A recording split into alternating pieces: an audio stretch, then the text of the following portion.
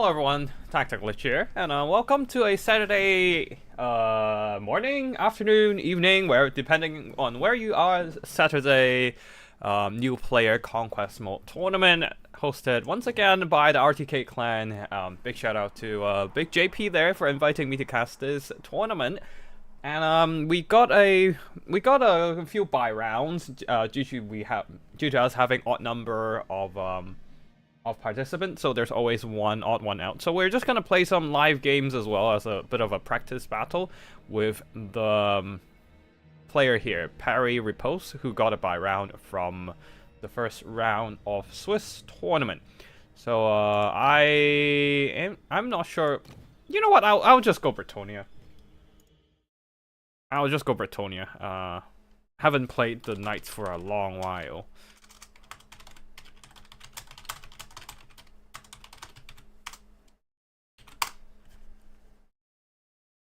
Okay, first of all, my favorite lady here, Response the Mayonnaise. Just a very solid combat lord, in my opinion. She's not great because she doesn't have a flying monster mount, but in terms of just combat effectiveness and tankiness, she's pretty good. Flood Delay Banner, which is unfortunately the worst version of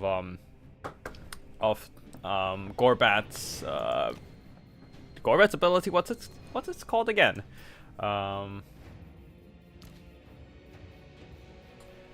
Orcs are the Great Leader. Literally same range, but with 2 more melee attack, I think. Yeah, with 2 more melee attack. I don't get why, and it's more expensive too. Whatever. We're gonna go with them. And sort of Mayonnaise. Halo of Maidenly Wrath is actually pretty neat because of the blinded effect. I like it. Green Knight we need? Alright, let's just bring a Green Knight then. Dolorous Blade. Well, this is our, like, tiny goon squad of characters. And let's just get a get a live damsel, maybe. You know what? Yeah, you know what? Let's go Lord of Heavens. We're memeing now. Yeah, we're memeing. Turn everything off Power Stone and actually Unicorn in case we're getting some Spirit Legion stuff, and we are memeing. What we need is a Comet of Cassandra and get a Harmonic Convergence to boost our melee stats and all that.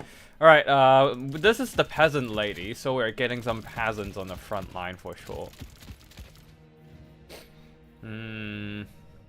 What else? Everything is just kind of shit. Because it's the Bretonian roster after all, so let's just get Companions of Canal.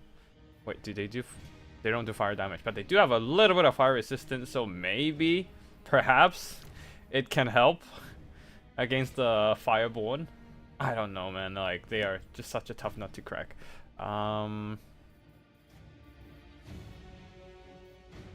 Yeah, let's just get some more Cavalry Knights Errant. And we're out of funds because it's so expensive to bring. Alright, we'll get the Defenders of Fleur de Lay and a bunch of spears on the ground. Archers as well. Let's just get some archers to pad out the numbers there. And because our characters are so damn expensive, we're out of funds for pretty much everything. Yeah, let's just cut one of the questing knight and just get some more peasant spears on the ground, and we have a full 20 stack. Great. All right, let's go.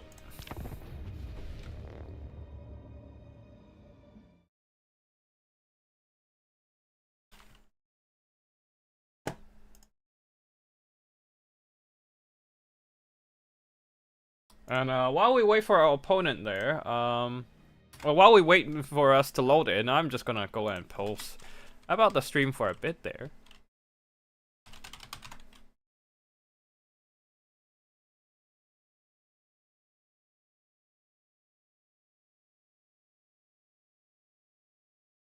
And yeah, do some self-promotion over and let people know about the stream is online.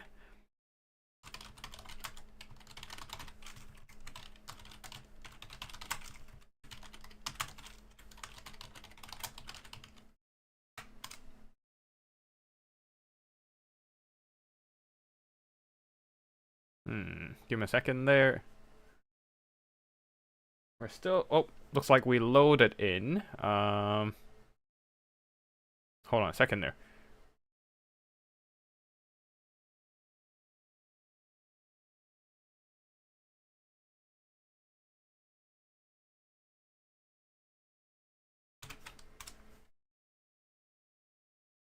Alright. So we have a lot of peasants.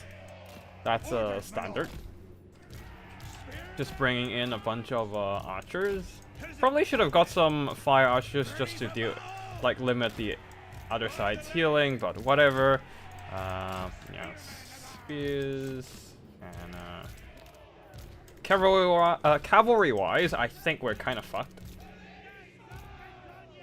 Because we don't have anything to contend with the Fireborn. Other than trying to just smack them with the Comet of Kazandora, but that is gonna be rough. That is gonna be rough. Alright. My favorite lady, you can do it. You can do this.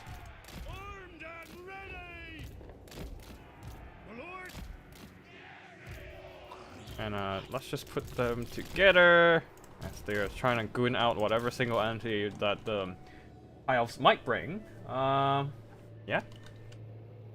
Yeah. Alright, I think we are ready. Oh, and yeah, welcome everyone to the tournament. If you can spare a few seconds, hit the like button and subscribe. That would be very appreciated. It really helps with the algorithm and with the channel's promotion. It would be nice, basically. But yeah, other than that, I think we're done with everything here. So we're just gonna message our opponent, good luck, have fun.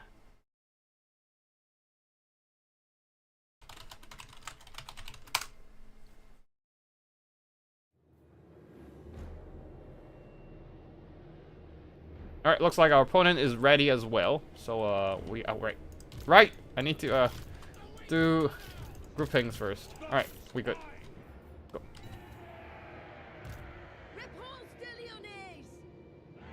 Repulse the mayonnaise. Let's go. Now, chevaliers, ready.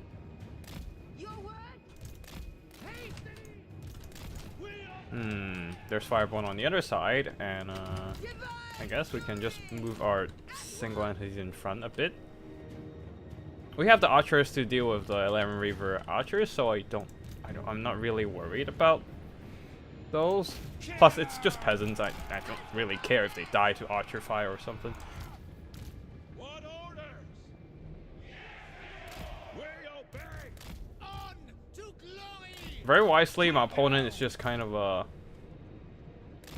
dancing on the edge of my peasant bows. Oh wow, okay.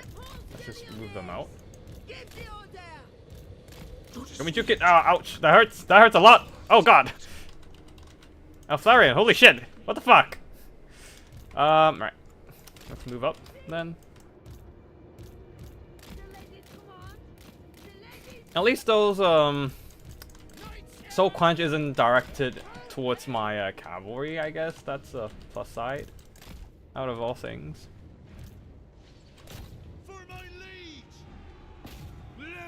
Alright, let's just send out our dirt cheap stuff to deal with them.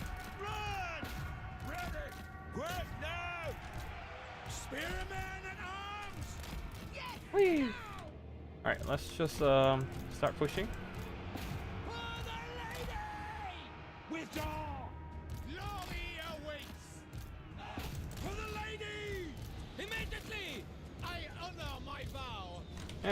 Whatever. Let's just wrap around with our stuff. Justice awaits. Run! Yes. Quick now! At speed! Take the ground! For Guidonia! Peasant bowmen! Chevaliers, ready. Hastily! Okay, I think we can take that one. Moving at base! If we just turn on the blinded effect a bit there, and everyone just do that, please. Thank you. Yeah, we die, but whatever, it's fine. Hurry!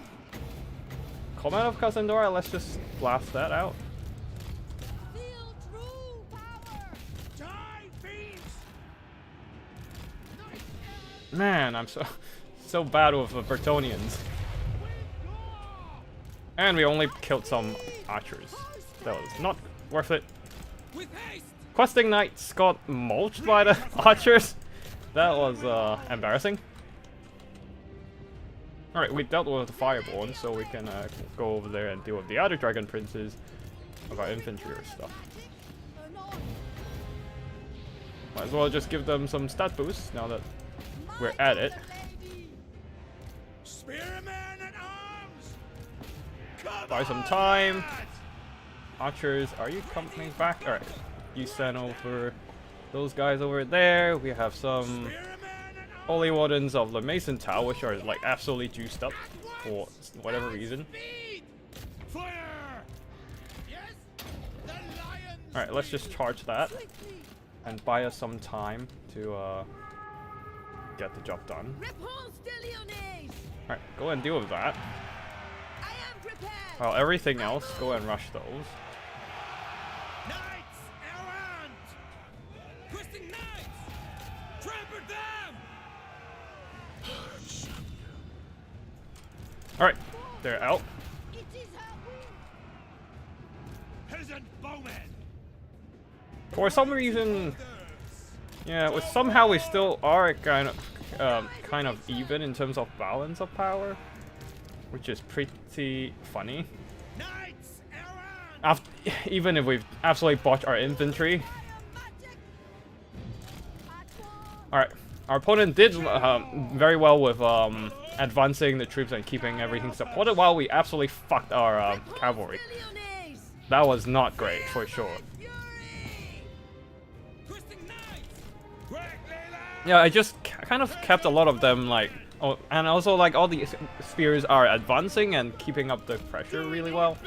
While I just kind of like left my cavalry sitting in front of archers and getting them shot to bits and pieces. That was not great on my end.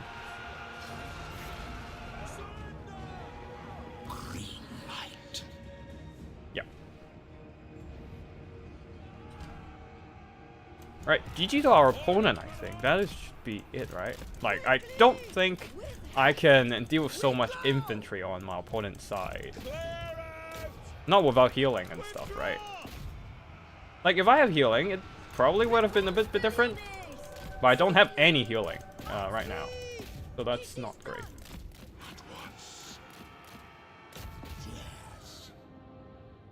I still have some troops left, and they have came back a bit.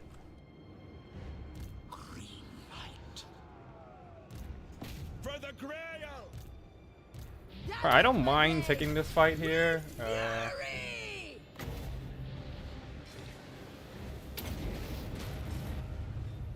Grant me your wisdom. Apace. Alright, let's just get that damage done going.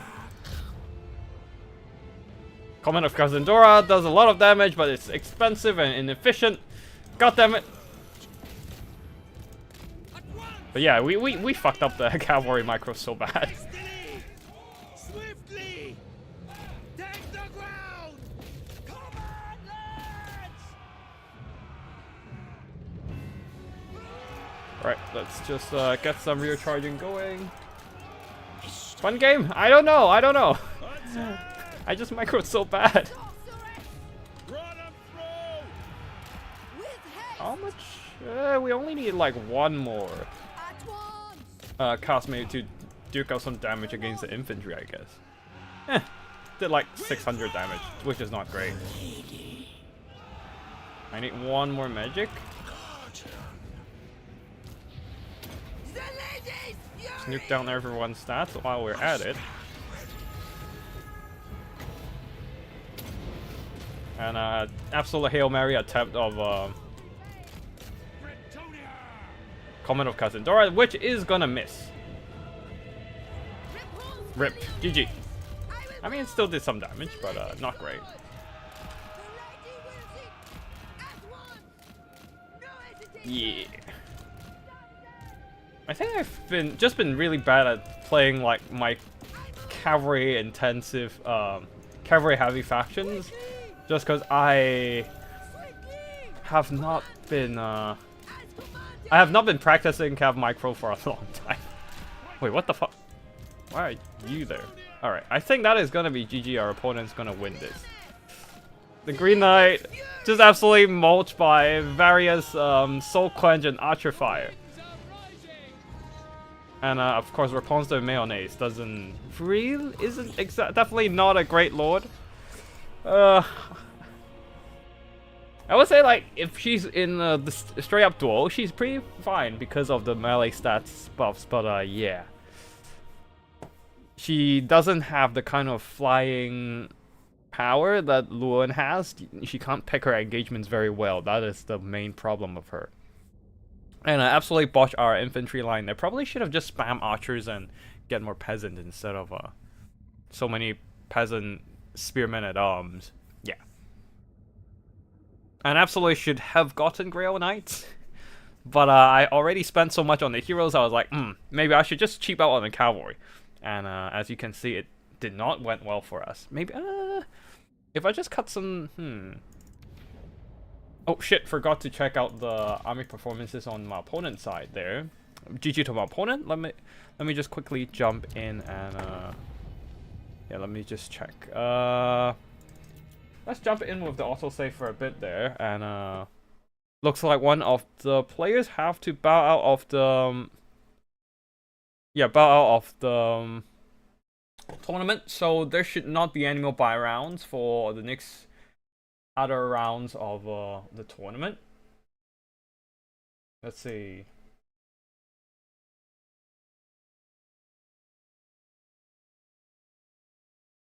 Okay, so Titus is gonna play Spotify because Prime has had to bail. And yeah, we got the first round of replays in now, which is great. We can start casting as well. Okay, let me just fast forward and see what we did wrong here. Now, first of all, Green Knight absolutely got blasted by the Soul Quench spells.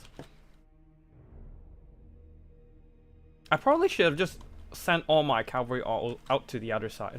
Maybe not. Maybe just keep the defenders of Fleur de Lay there, and or at least send them around the flank and do some rear charges against the spears. Because send them in. Yeah, that was a big lazy mistake I had there. I was like, okay, I'm just gonna send them in against the Loath and Sea Guard, but and pull them out afterwards. And I did not do that, and that cost me my 2 cavalries on the side over there, especially the questing knights. I kind of forgot about them and just let them sit in front of the archer fire. Not great on my side. We nuked the fireborn there, but afterwards the companions was pretty much spanned against the fireborn, and my knights errant, my questing knights are all also quite depleted after those engagements. Yeah, not great on my end for the Cav Micro. Definitely perfectly illustrates what you should not do in battle here. And yeah, and then the archers can just sit there and start shooting down whatever they see. If I had Grail Cavalry, I guess I can just plow through the Loath Seagull with a bit more ease, thanks to their additional mass and charge impact. But I only have Knights Errant and Questing Knights, which honestly are not great. Yeah. Maybe I should play some more Bretonia over the next week or so and get some more practice in for the Cav. I should definitely do that, actually. Alright, that's what I'm gonna do next Wednesday for the weekly Conquest tournament on my channel. Okay. But yeah, other than that, like, Response didn't get much damage done, and same goes for the Green Knight. You can see there, not much damage, and if I had, say, a regrowth, it probably would have worked better instead of a Comet Cousin Dora, because all I can blast are just cheap spears, and you can see the archers. Damn, they got so much damage shooting up my cavalry and peasants. Yeah. Max peasant archers probably is a better way to deal with it, maybe? Gotta think about it. I mean, we nuked Fireborn, but that doesn't really matter because Tharian carried the whole game there with Soul Quenches and just dropping in and killing my stuff, including Rapons. thanks to all those spear support as well, and then the archers won the day, and then the spears, thanks to the archer support, managed to break my front line and push into my back line as well. GG to my opponent there, well played, and then we are going to move into the replay territory. Give me a second there, let me just grab those replay files, and yeah. Let's get starting. Let's get started. Alright.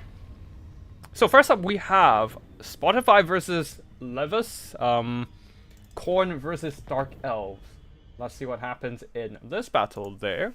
Unlucky Spotify going with Exalted Bloodthirster, Karanak, 2 Bloodletters, 4 Khorne Marauders, Blood Beasts of Khorne, and 3 Great Weapons Minos. On Levis' side, the Dark Elves going with Malekith, the Witch King, 4 Dread Spears, and let's see what else. A couple Black Ark Corsairs, and Bloodwreck Medusa with their laser eyes, and a bunch of cavalry in the form of Dark Riders and Cult 1 Knights. Ooh, Malekith is not on his Black Dragon today. He is on his Cult 1 mount, so not the most powerful melee combatant, but still. That is only compared to his dragon-mounted form. On Cult 1, he has less HP and less weapon strength and all that, but still, Soul Stealer for draining away enemies' health and also healing on their own. Also, Scourge Runner Chariots for some kiting prowess. Let's see what happens here, and we go into normal speed. On the Exalted Bloodthirster, the Exalted Bloodthirster has Deathbringer and Bloodthirst just to juice up their weapon damage and charge impact. But other than that, ooh, that is not great. Minotaur is already getting kited by the Scourge Runner Chariots, being shot by those anti-large shots. Blood Beasts of Khorne trying to push up there on the flank, but yeah, they're not going to catch up to the Scourge Runners as long as Levis can keep his micro intact, keep his micro along with the keep up his micro along with the Scourge Runners pulling back. Cult 1 Knights are also positioning for a charge perhaps, or maybe they're just there in case they need to screen the enemy mobility. Because right now they don't really need to do anything on the flank. Scourge Runners are just comfortably staying away from the Minos. But these guys are getting a little too close, but even then the Minos doesn't seem to have their eyes set on the Scourge Runners. And instead just gonna charge the Cult 1 Knights and are getting some really good impact damage done with their giant axes. The Khorne Knights are quickly trying to pull away, but I reckon it's probably better if they just stay in the fight and just keep trying to dish out more damage against the Minos, because they're now pulling out and while getting hit from behind by all those great Minos and taking additional damage. A Soul Stealer onto the Exalted Bloodthirster and only the Exalted Bloodthirster, just trying to drain away some of his health and taking quite some damage so far. While the rest of the enemy the Khorne infantry are moving up over to the Dread Spear infantry now. Minos charging into Dread Spears but getting countercharged by the Khorne Knights. That's not going to end well for those Minos here. Well, over here, the pulled out Khorne Knights now cycle charge back in with the Dark Rider support as well, while Malekith tries to tease the Exalted Bloodthirster for a bit. Oh, that's why the Exalted Bloodthirster took so much damage, because of the Bloodwreck Medusa. Perhaps? No? Just getting 100-ish damage done, so probably... Oh, wait, hold on. Yeah, getting him some minor damage done only. So it's a Soul Stealer and maybe a little bit of a Black Ark Corsair fire combined. Yeah, Black Ark Corsair is getting some really good damage done so far. Exalted Bloodthirster has physical resistance and 19 armor, but there's still damage coming from crossbows with 3 armor piercing and just a sheer volume of firepower coming in, which is not great for the giant single entity with a massive hitbox. In terms of infantry fight, the Marauders are getting some pretty good engagements against the Dread Spears, but the Minos are pretty spent. On one side, you can see one is completely gone. The other one, the 2 other ones over here are also getting severely damaged, being forced to duke it out with Cult 1 Knights.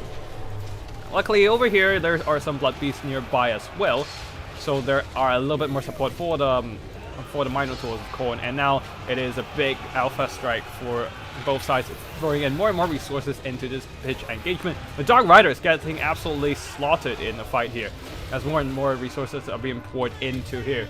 But Yeah, the Exalted Bloodthirster unfortunately is being left sitting alone in the middle of a bunch of crossfire. The Scourge Runners, the Black Ark Corsairs, well, these missiles are a little bit busy right now. The Minos and the Exalted Bloodthirster managed to beat back the enemy units, and they're very close to a white line as well, so they're just going to run off and then never come back, most likely. Nope, it looks like the Khorne Knights were just only terrified, and they're quickly returning to the fight.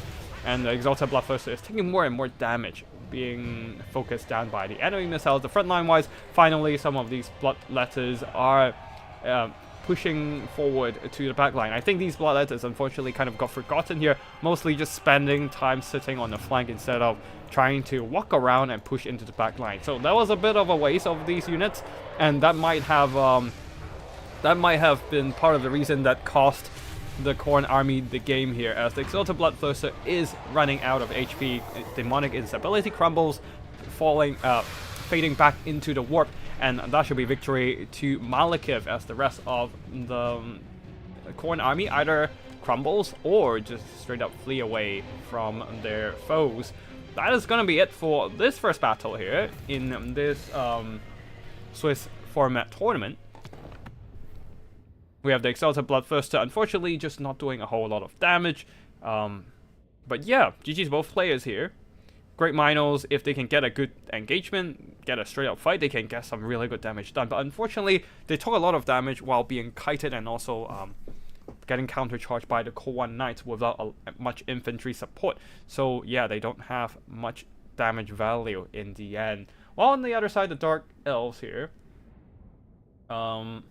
Scourge Runner Chariots getting some really good value, shooting at the Minos and at the Exalted Bloodthirster. The rest of the missiles, Black Ark Corsairs did really well, since they did get a chance to just pincushion the poor Bloodthirster. And Khorne Knights did okay, mostly there to body block for their Minos. Body block the Minos and then allow the missiles to do all the work here. And also Malekith got some okay work. So Steelers, and he is a decent combatant, of course. Alright, next up we have Skavens versus Empire, and I like this pick already, seeing Boris Todbringer with his full toolkit, and I think that is his Griffin mount, so let's jump in and see what the players are bringing to the field.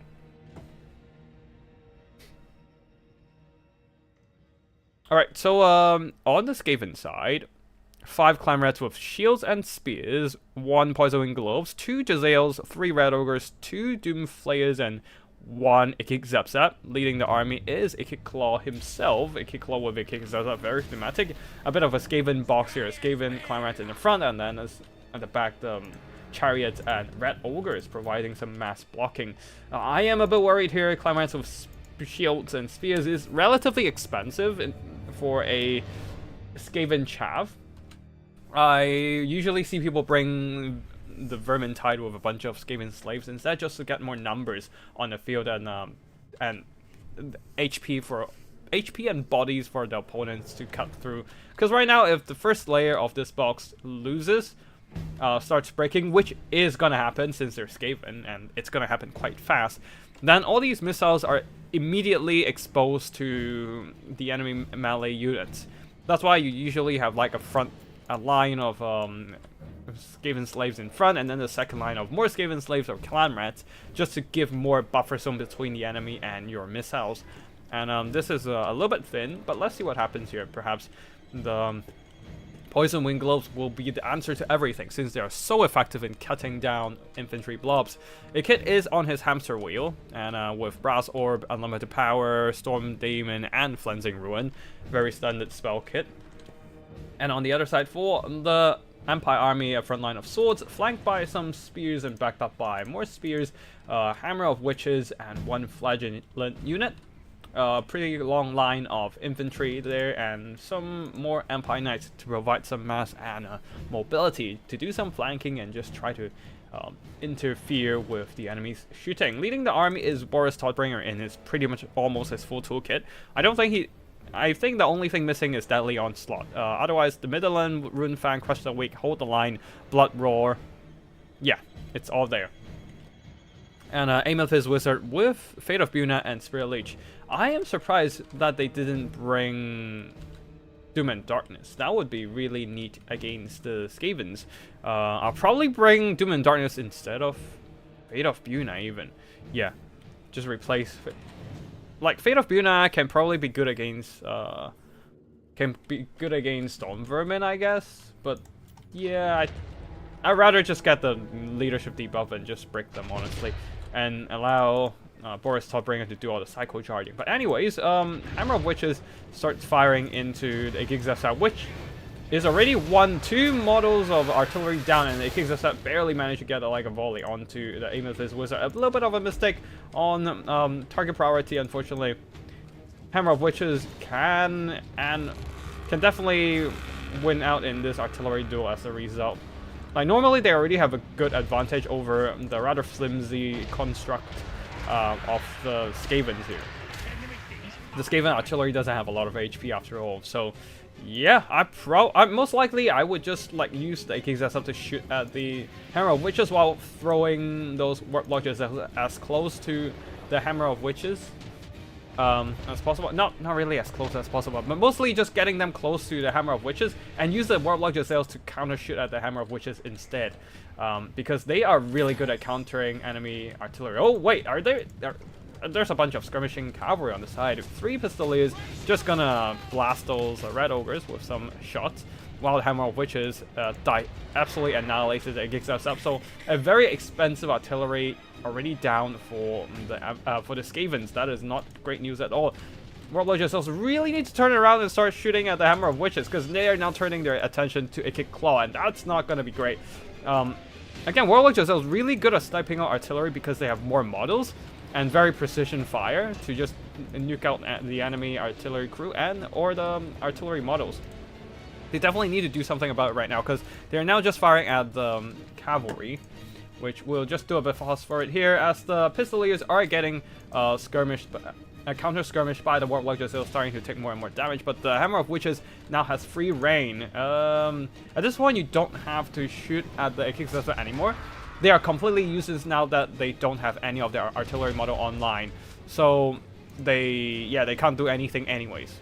You want to use those limited ammo of the Hammer of Witches to shoot something more expensive like the Ikig Claw, like this. Yep, exactly, right now. And Warp Lodges are still getting distracted by those pesky skirmishing cavalry. We just keep fast forwarding here, and looks like the Warp Lodges are shooting at the Flagellants now, but the Hammer of Witches are still just shooting to their heart's content right now, and just using their ammo as soon as possible. I don't think shooting at the Flagellants is a bad call, but shooting it now is definitely a bad call because the Hammer of Witches is still there, and it's now pounding down the Warp Lodge sails, who are now turning around to fire at the skirmishers at the back there. Yeah, I feel like what could have been done is pull the Poison Wing Globes over to the back to use them to screen out the Pistoliers, because the Poison Wing Globes can definitely do some good work against the skirmishing cavalry, because as long as the units are at multi-model, like a good 45-60 unit model of Pistoliers, those explosions can do some substantial damage. And yeah, the Giselle's finally turned around to shoot at the Hammer of Witches, but it is too little too late, as Ikig Claw has mostly been killed by the Hammer of Witches, now down to the last 100 HP and will be running for his life. At the same time, Poison Globadier is, of course, also very susceptible to the fate of Buna, and then on top of that, Boris jumps in and absolutely crushes them and their leadership. Oh, I think the last Vermin got killed too by the fate of Buna spell.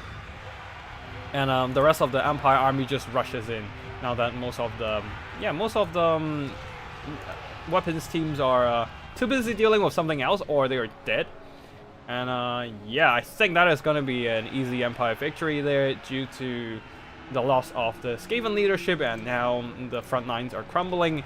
The backlines are exposed to the cavalry charges, and everything is just kind of falling apart for Skavens. We can fast forward this part. And it is pretty much cleanup phase. The Skaven infantry are crumbling due to that leadership debuff, and yeah, that is going to be GG. Hello, David. That is going to be GG. That is going to be victory for Boris against the Skavens. And Boris is just so good against the Skavens because of his leadership debuffs. he himself can dish out like -12 leadership, with Crush the Weak and Blood Roar. And on top of that, he has Fear, he has Terror, so that's even more leadership debuffs to units without immune to psychology. And if you bring Doom and Darkness, it's just gonna shred through the leadership of any Skaven with that another additional -16 leadership. So yeah, it would be a very deadly combo, but even Boris himself on his Griffin is usually quite enough to deal with the Skavens, especially the Skaven chaff. And doesn't really need much to be done here by the rest of the army because the Hammer of Witches did so much, killed off a kit, killed off the Ekik Zap Zap, and hammered down a bunch of other Skaven units as well. So GG to both players. Definitely an overwhelming victory from Titus here versus Mini Scout. 104 kills with a cannon. Damn, so much damage. Right. Let's see. I think we are on round 3 now in the tournament, right? Nope, looks like some of the games are getting concluded in round 2, so we will jump in on to this one final game from round 1. Gordon Ramsay versus Sandfishy.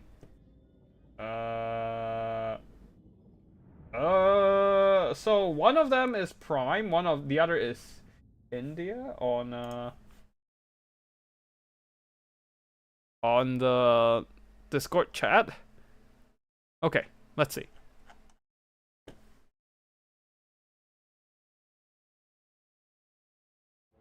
Alright, let's slow down a bit and go through the army builds here. Gordon Ramsay going... Wait, Gordon Ramsay... I think Gordon Ramsay is Vampire Count, right? Let me just quickly confirm.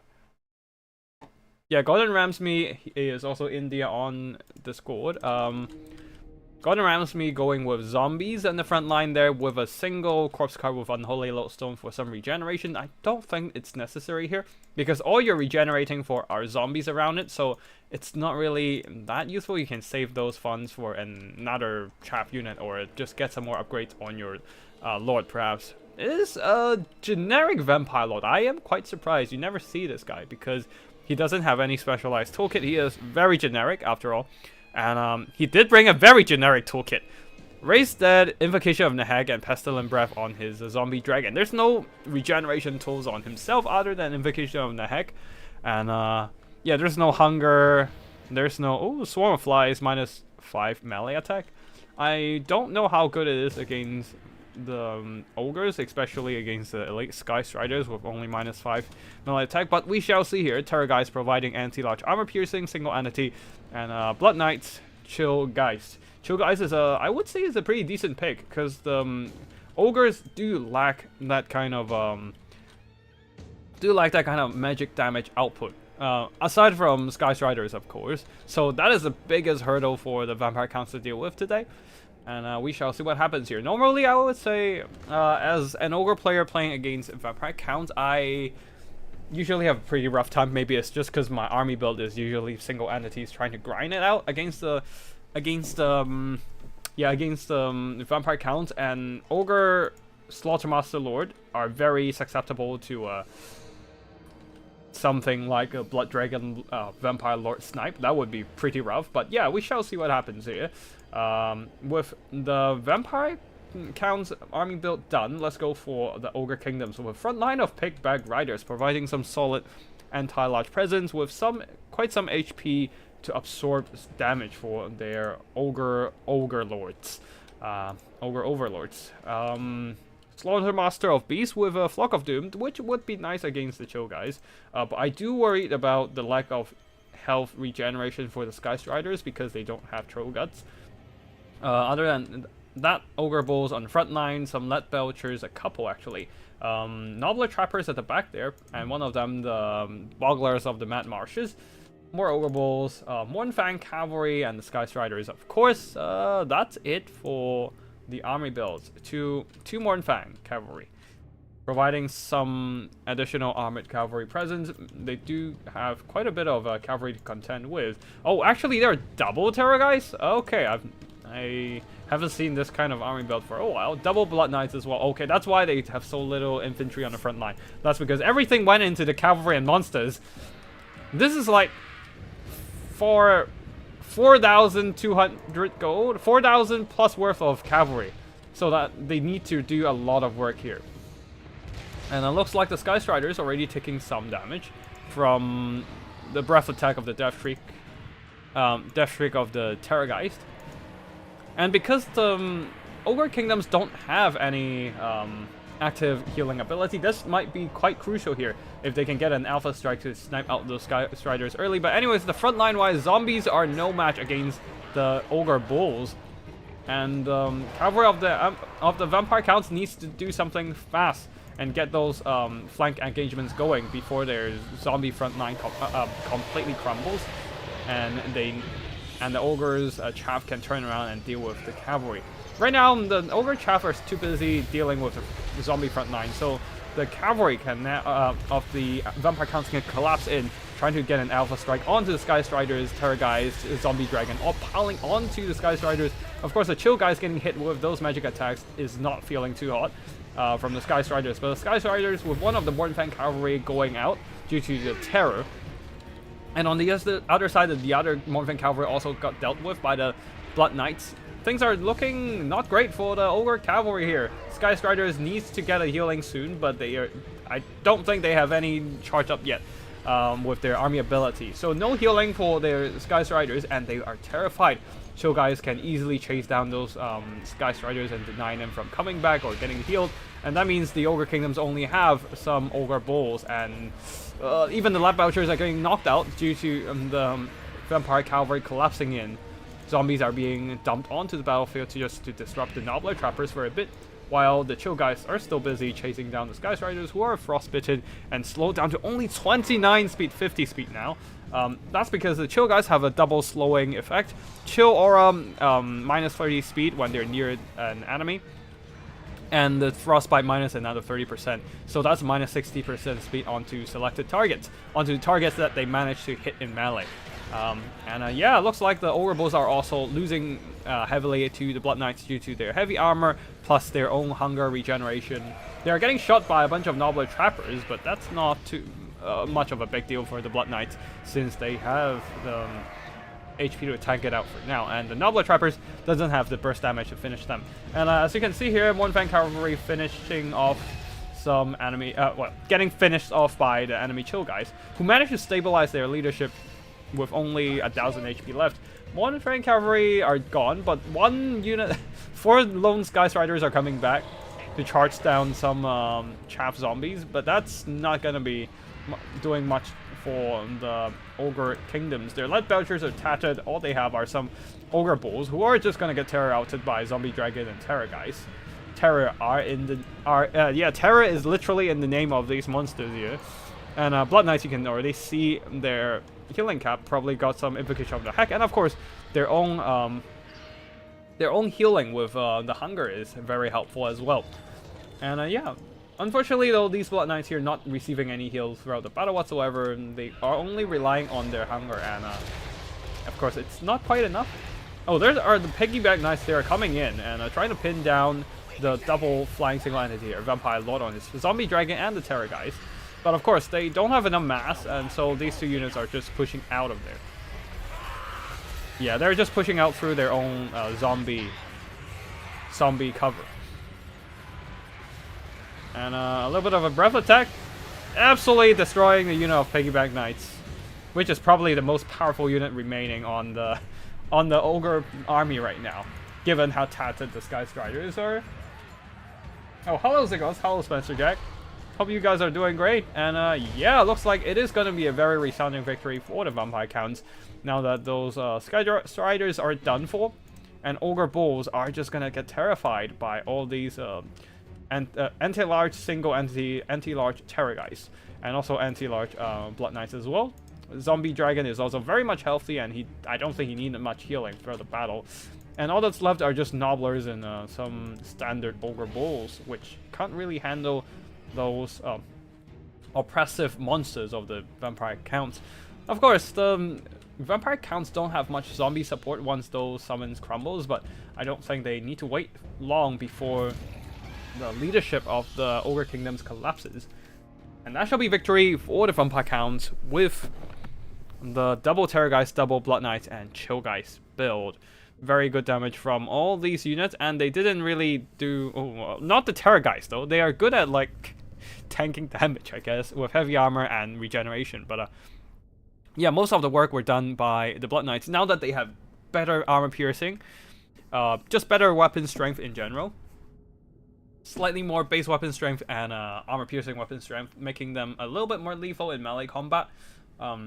That's why they managed to dispatch them One Fang Cavalry with some pretty good efficiency. They themselves healing back up with hunger as well. And yeah, mostly the heavy lifting were done by the Blood Knights here. The Ogres didn't use any healing, so these are all solid value without being inflated. 1,500, 2,500, and 1,900 as well. Vampire Lord mostly getting those damage done with the breath attacks, I believe. And on the other side, for the Ogre Kingdoms, unfortunately, the Nut Belchers weren't able to dish out too much damage against the enemy, getting harassed by the enemy cavalry quite early on, since the One Fang Cavalry didn't stand a chance against the Blood Knights, and Sky Striders tried their best, but without healing, without any infantry support on their side, they can only do so much before being overwhelmed by Blood Knights, Terrorgeist, Zombie Dragon, and the Chillgeist, all combined together. And yeah, that is going to be it for this round 1 battle. And we are moving on to round 2, as we already received some replay files from the players. And the players are playing in round 3 of the Swiss tournament. So let's check out the replays right now.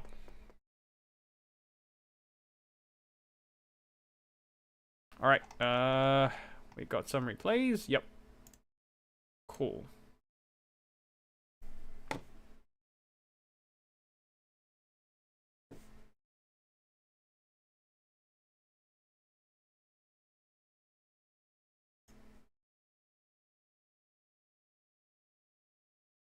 Alright, give me a second. Let me just move those replays into... Alright, hold on.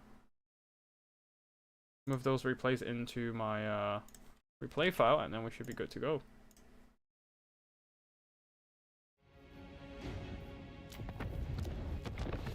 Okay, Skavens versus High Elves. Let's see what happens here. Skavens definitely have the potential to absolutely annihilate the enemy archer line there. Oh, I like this parry post, definitely having a nice army build for against the Skavens here. I like this army because the archers here, these are not regular archers. These are light armored archers who not only have a little bit more armor than your regular archers, they also have slightly better melee stats as well, allowing them a little... Yeah, if you can see here, the martial prowess giving them additional attack and defense, making them capable of handling themselves in a melee fight even if dogs are jumping onto them. So gives them a bit more survivability, and you don't have to pay as much as a Lothian Sea Guard just for them to survive enemy wolf rats.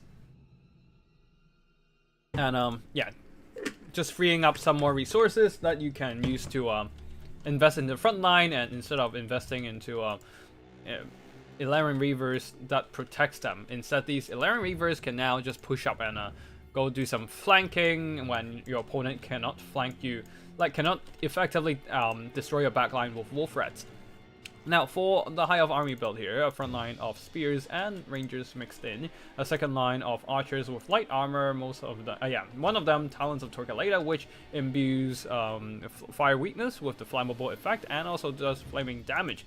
So basically, strengthening its own fire damage attacks. But yeah, Silverham's on the back there, and Illyrian Reavers on the flanks. Eltharion the Grim once again leading the army with his Stormwing Terror, just nuking the leadership of the Skavens and terrifying them. And of course, where's the bombardment? Yeah, the Mistwalker's barrage to strike down enemies around him with those lethal missile barrage. Other than that, yeah, that is it for the High Elves, I believe. And now for the Skavens, once again, a similar build with a front line of Clamrat Spears. And this time, instead of bringing the... instead of bringing Poison Wing Globes, they brought Nati Bubo's Sharpshooters instead. And a couple of Warlock Jezzails, 4 Red Ogres, no Doomflayers, and 1 Wolf Rats, 1 more Climate Spears with shields at the back there. Wait, are these? So I think they have went overboard with Climate with Spears with shields and no shields, because by fruit rules, they are counted as the same unit. So I think you can only bring 5 of them in total. Yeah. Yeah, even if you bring Claret Spears with shields and no shields, you can only bring 5 of them in total instead of 8 of them. Instead of bringing them more than 5 of them. Because, yeah, they are counted as the same unit. It's easy to make mistakes like these, I suppose. Especially if you're not familiar with the competitive rules. But it would be great if you can... if players can be a bit more aware of this kind of minute details. The nuances of the competitive limits, I suppose.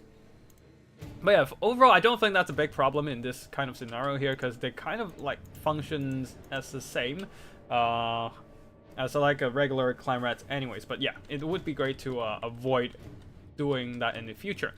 Now for the leader of the army, a kick claw on his Doom Wheel, plus his kick setup, very similar build to the Skaven build we saw last time. And the Warlock's Jezzails are already firing, blasting away at the enemy spears.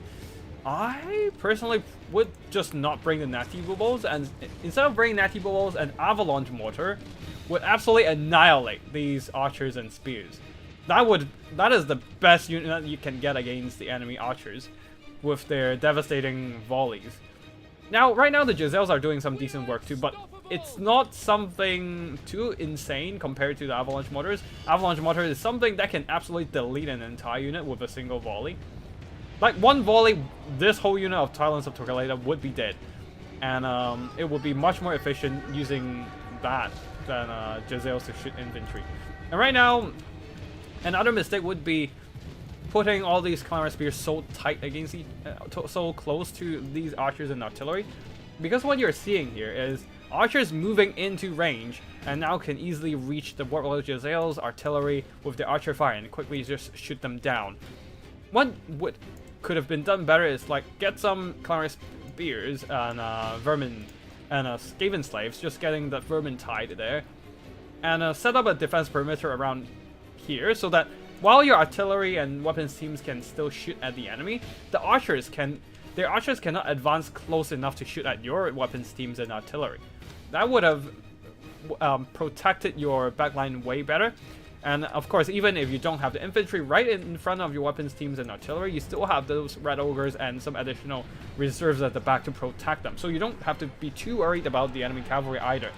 And right now, the archers is definitely the bigger concern here. Jezzails are trying their best to shoot, but it's taking them too long. And it's not fast enough to kill all of the archers before the Ikigzapzap got killed. And now the Clan Rats are getting threatened by the enemy melee troops now. Yeah, they're getting pinned down while the archers continues to fire, peppering down those Warlock Jezzails and whatever units they deem worthy to shoot at. Clan Rats are holding back the spears for now because they're Clan Rat spears who are slightly better at holding the line with their shields, getting additional melee defense, and just slightly more leadership than Skaven slaves, but even then they're still no match for the Rangers who are designed to kill chaff. At least a Kick Claw is in the front line with his hamster wheel and terrifying away those Rangers and spears, just helping out against the enemy melee push. And the archers are showering on those Natty Bow sharpshooter with archer fire. The thing is, that seems like a kid is definitely doing the bulk of the work here, while Eltharion is sitting in the skies not doing anything. I think he was just dropping in some Soul Quench, but even then, he needs to be in the front line. He needs to be doing damage in melee. Otherwise, he's just like getting wasted at the back line, not doing much. But yeah, anyways, Elarian Reaver Archer, seeing some opening in the enemy front line, decided to throw in their bodies and try to pressure the back line now and try to get to the enemy's weapons teams. One thing to note is that these weapons teams here do have some pretty decent armor, so you can't just nuke them immediately. They still take some time to take down. And now the Red Ogres are countercharging, collapsing in, trying to beat down the enemy mobility. One of the Warlock Jezzails have been routed off, but they haven't taken that much damage since we last saw them. Anti-Bubble still seems to be a little bit of a different story, absolutely getting pushed around by those Reavers.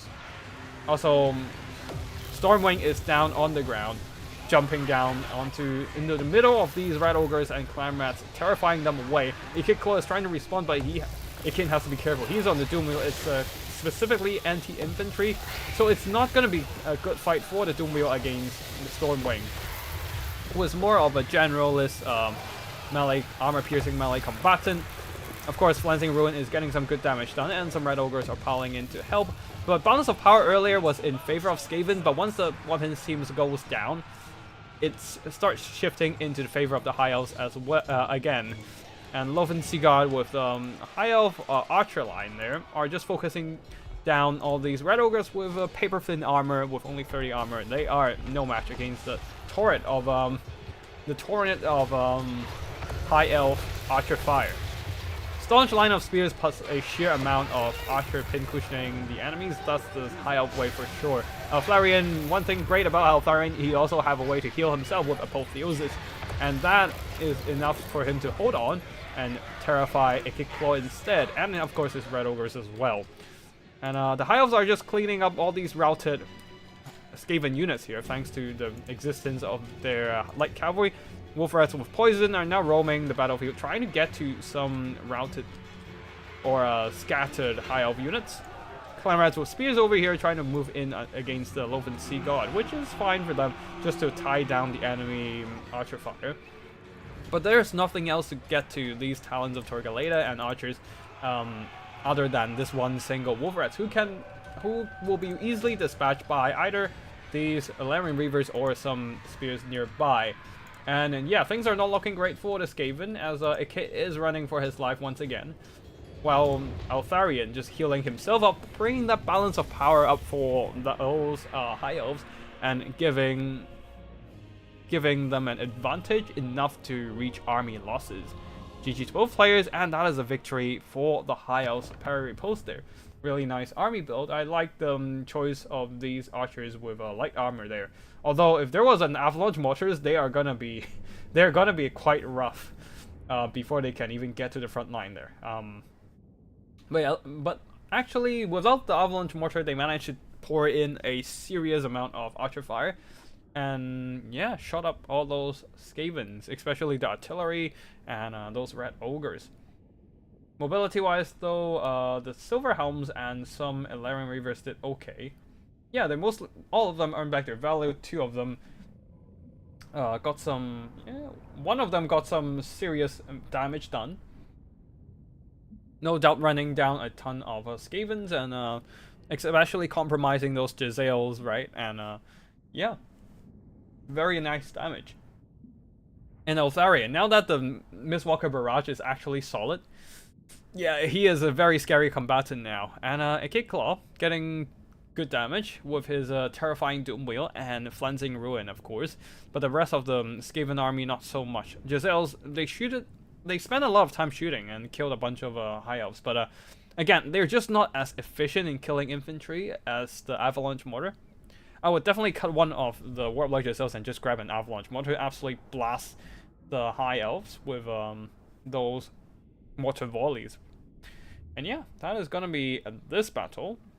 Not much to say about the rest of the army. Oh, AK Zephyr did some okay damage to Altharion before being shot up by the enemy archers. But yeah, that's it for this battle. Now we're into another round 2 battle on this new player tournament. Khorne versus Empire. Okay, let's jump into the replay. Unlucky Spotify versus Titus, and Spotify this time not bringing an Exalted Bloodthirster. Instead, he's going with a Chaos Lord of Khorne plus an Exalted Hero of Khorne. Interesting pick with I believe 2 Juggernaut mounts. I suppose. I can't really see what they're bringing for their mounts. We shall wait a bit, load in, and have a look. Yep, both of them are on mounts, and both are Juggernauts, I believe. Wait, one of them is on a horse mount. Okay. Yeah, but one of them is on a Juggernaut. The Lord is on a Juggernaut, the Exalted Hero is on a horseback. Exalted Hero also have access to Potion of Toughness, giving them that heal, which is very useful for Khorne, who lacks healing in general. A front line of Chaos Warriors, and let's say Blood Beast on the flank, plus some Minotaurs, and in the skies, some Furies to, I believe, harass the enemy, skirmishers, and missiles. Minotaurs of Khorne and Blood Beast once again on the right flank, and now for the Empire Army, front line of swords and spears backed up by multiple halberdiers and more spears. A ton of mobility, of course, Empire Knights and Demigryph Knights with halberds. 3 war wagons, haven't seen these guys in a while.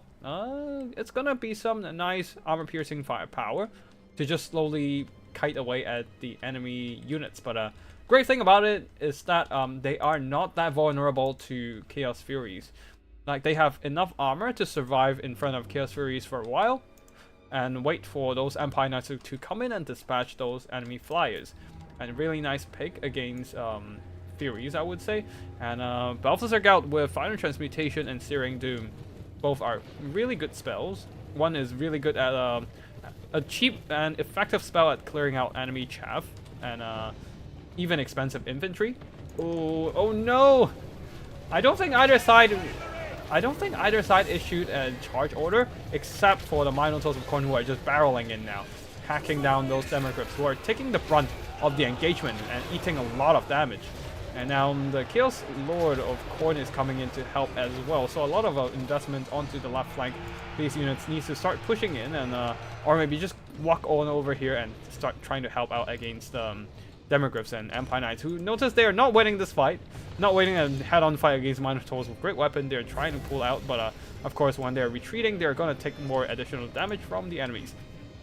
A little bit of micro mistake from Titus there, and one of the war wagons has been caught by the Chaos Lord. Frontline wise, final transmutation onto the Exalted Hero here, who is trying to chase down the Engineer, and this is gonna be rough. All the damage from the final transmutation and the kiting shooting from the Engineer will just be healed back up by the Potion of Toughness, which is already in effect, to be fair. So even after the Potion of Toughness, they'll still have limited hit points left, as they have taken a little too much damage from the kiting. But yeah, overall, the left flank wise, things are not looking too hot for the Empire. They still have a lot of resources left for them to fall back and recover, though. And the right flank is also kind of collapsing for the Empire. Well, Empire's left flank is also collapsing, as they do not have the cavalry resources over there to counteract the enemy Minos, the Flyers, the Blood Beasts, just plowing through their state troop front line. Now the Minotaurs of Khorne are trying to head on straight over to this engagement, and the Minos manage to catch some Empire Knights, getting more and more good damage. I would probably just throw those Demigryphs and Empire Knights in and start fighting over there. And just trying to do a bit more damage, but of course, Balthazar Gout at the meantime has been harassed by a bunch of Furies non-stop, which is not great. War wagons are now trying to kite, which is not a bad idea at all, just trying to shoot down the Chaos Lord. And while the cavalry move on over here, where they have a little bit more infantry support with the halberdiers, who are still in relatively decent shape. The cavalry needs to stop running and start pinning down the enemy monsters, or pitch engagement with the halberdiers. Okay, the Minotaurs are kind of distracted by the halberdiers. This is your good chance to countercharge in. Although the Chaos Warriors are still a big problem. Good news is that there are enough halberdiers to just keep delaying the Chaos Warriors, and they have armor piercing to slowly trickle in damage against the armored warriors of Chaos. So the cavalry from Empire has charged back into the backs of the Chaos Warriors and the Minotaurs as well, but most of the damage was absorbed by the Chaos Warriors, since they are standing mostly between the Minotaurs and the cavalry. So they are just taking the brunt of the charge, and they have enough armor to absorb the charge from the Empire Knights and kind of ignored those damage. On the far side, oh no, the Chaos Lord trying to chase after those war wagons, but got finished off by those armor-piercing fire. This one lone war wagon is coming back, ready to avenge their fallen comrades. And things can still go both ways. And well, looking at only the Minotaurs being being the kind of powerhouse unit left for Khorne, I wonder if Khorne have what it takes to take down those war wagons here, as there's not much they can do to pressure those war wagons. And the war wagons can just sit back and slowly poke down the Minotaurs. At least Balthazar is still busy getting chased down by the Chaos Furies, I suppose. Chaos Warriors, though, slowly grinding down those Halberdiers, but being kind of flanked by on all fronts by the sheer number of state troops. Their leadership was a little bit wavering due to their dead lord as well. Of course, the war wagons are firing, trying to poke down all those Minos, so the Minos are sallying forth, trying to chase down the war wagons. If the war wagons are on skirmishing mode, this would be great, because they're just going to automatically run away from the Minos and try to avoid being caught in melee. And at the same time, just constantly shooting, taking down those Minotaurs models wherever they go. So the Minos, realizing it's not going to work with chasing after the war wagons, they're just going to go and help out the other fights, maybe just charge into the backs of these halberdiers, trying to break them, just so they can free up some Chaos Warriors to screen the enemy war wagons. In the meantime, Balthazar Gelt has been caught in the skies, and the Furies will probably try to finish him off. Yep, and now both lords are dead. And this time the Furies can try to take some fight somewhere. A rear charge into the Halberdiers would be a good call, they're on the verge of breaking anyways. Just throw in the rear charge and break them and start a chain route here, free up those Chaos Warriors. But the problem is still these Minotaurs getting slowly finished off by the war wagons.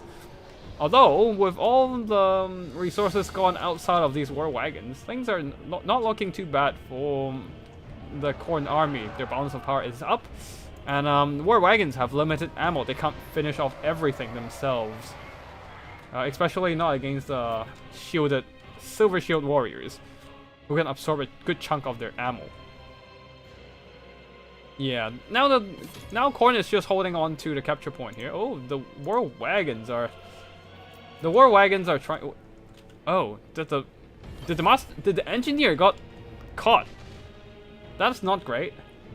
That's not great at all. The engineer got caught and died for Empire. So all they have remaining are this one lone war wagon who still have ammo. That's all their 5 power left. Everything else is just some war wagons who are shit in melee, but they still have to go into melee. At least they have a couple of chevrons now to compensate for the lack of melee skills, I suppose. It's still a chariot, kind of, and still have some charge bonus and mass to plow through the infantry. It's not going to be great, though. Especially if they're getting charged by a Mino. They're going to be dead, but at least this one lone war wagon doing all the work here. Shooting back those Minos. And now the war wagon might have to consider charging into the back of these Chaos Warriors.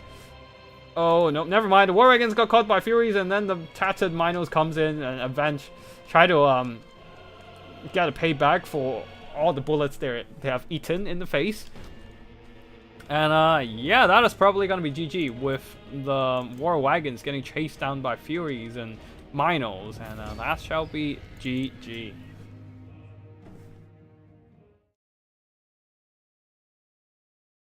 Alright, let's have a look at the army performances here.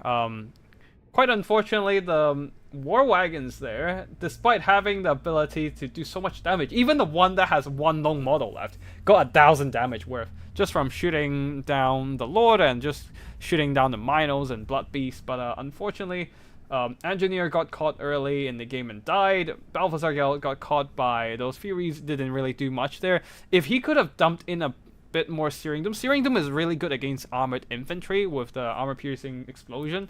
Even with the additional spell resistance on the Chaos Warriors, it's probably still worth it just to drop some Searing Doom in there to thin out their numbers, because that's what Khorne managed to win out in the end, right? Their infantry is still intact, allowing them to just have control of the capture point and also just absorb more damage, absorb all the ammo remaining on the Empire side. Or at least having some standing infantry to get some presence on board and get a bit more balance of power in the end. Those Searing Doom would have been really helpful against the Chaos Warriors of Khorne, I would say. And this Fury just chased down Balthazar Gelt by themselves, and yeah, did some really nice chasing work. Yeah, chasing after the war wagons and whatnot. Did some really good job there. Minos, if they can get into melee, they would absolutely shred cavalry if they get the charge. And the Demogryphs, unfortunately, Titus slipped up on his micro for a bit there. Didn't get the charge order into the Blood Beast in the early game there. Instead, just walked them into the Blood Beast, and then they immediately was put on a back foot against the Minotaurs that came charging in, and didn't, as a result, didn't get much damage done, as they were just constantly retreating afterwards, and didn't really get a good clean charge throughout the game. Halberdiers, probably the best, most cost-efficient Empire infantry in terms of melee performance, managed to get some good damage with their armor-piercing halberds, but of course unable to bring this game back. And yeah. Yeah, I don't think you can bring 5 spears with no shields and 2 spears. I think they're considered the same unit. Let me just quickly check fruit rules. And I think that is just the general rule for most tournament as well, right? Yeah, they are considered the same units. Spearmen with shields and no shields. So you can't actually take 5 spearmen without shields and then 2 more spearmen with shields, because they're sharing the same unit limit of 5 units only. So you can only bring 5 spearmen with and without shields, however you combine them. And of course you can still bring some swordsmen, but you are only allowed to bring 8 units of spear and swordsmen in total. Use the fruit rules limit. Something you got to be aware of if you're playing in more competitive, more yeah, the more competitive, more serious tournaments with fruit rules enforced. So yeah, GG's both players, and seems like the Khorne army managed to pull out a win in this one. And I think round 3 is done as well. We have a Vampire Counts versus Dark Elf battle. So let's just quickly check this one out.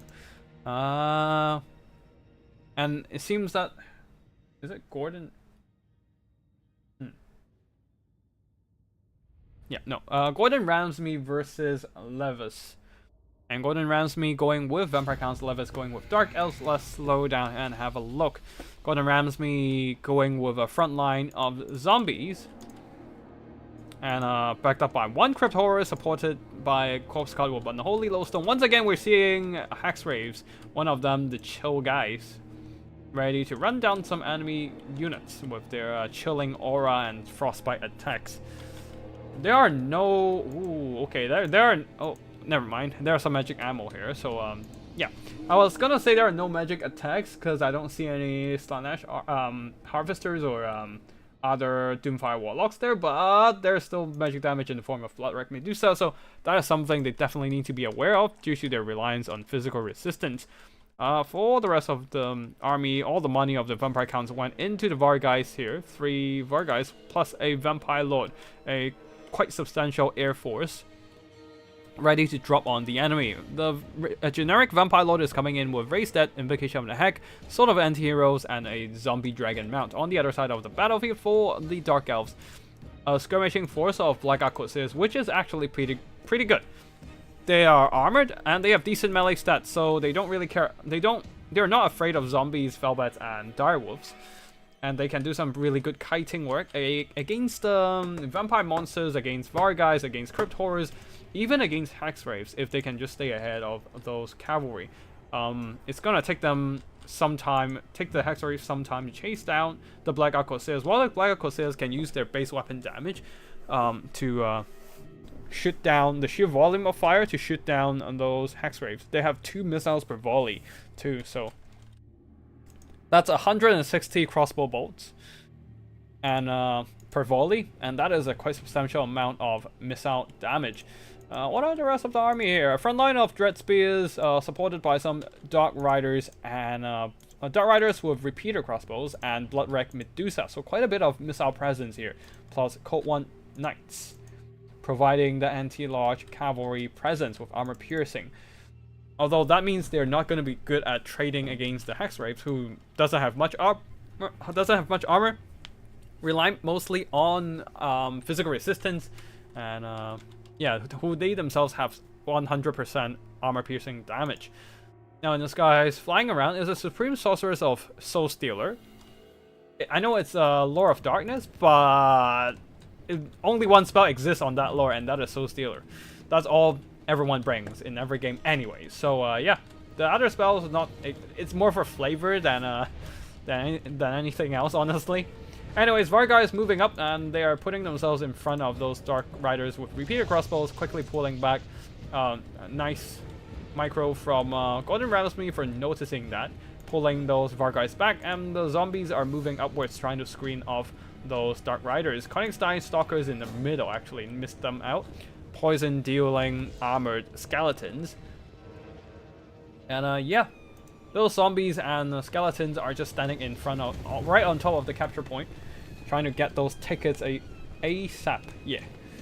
And yeah, we're just chilling here. Nothing really going on. The Dark Elves are weighing their choices here, weighing their options, deciding to use those Dark Riders with repeater crossbows to pepper down the zombies. Kind of a waste of ammo, but I guess they're just trying to shoot at whatever they can find. But I would say even shooting at the Crypt Horrors and a Corpse Cart would be a better option. Would be a more cost-effective option here. Because you're just shooting at like 150 gold worth of chaff. And it's not really doing anything. Bloodwreck Medusa probably can also move up and start shooting at the Konigstein Stalkers, I suppose. And yeah, zombies have like over 12,000 HP. That's a lot of stuff to shoot through, and you don't have enough missiles to kill all of them. I guess you have, but yeah, just shooting at zombies, not the greatest use of your missiles, I wouldn't say. I guess you're thinning out their chaff. Oh, looks like there's an engagement on the far side there. Bloodwreck Medusa was out of position. Hexwraiths are charging in. Zombies are being summoned to pin them down. And yeah, Hexwraiths, chill guys, everything is being piled onto this little engagement here, trying to pin down the enemy single entities, trying to pin down the Dark Elf single entities. Especially the Supreme Sorceress of Dark Magic is in as well. Vargais are being thrown into the fray. Dreadspires are moving up to support, but there's so much Vargais jumping in, and they're taking a bunch of shock damage from behind. Oh no, this Vargais did not receive the Invocation of the Heck. Everything else did though. And then those Hexwraiths are getting their HP sustained in this pitch battle.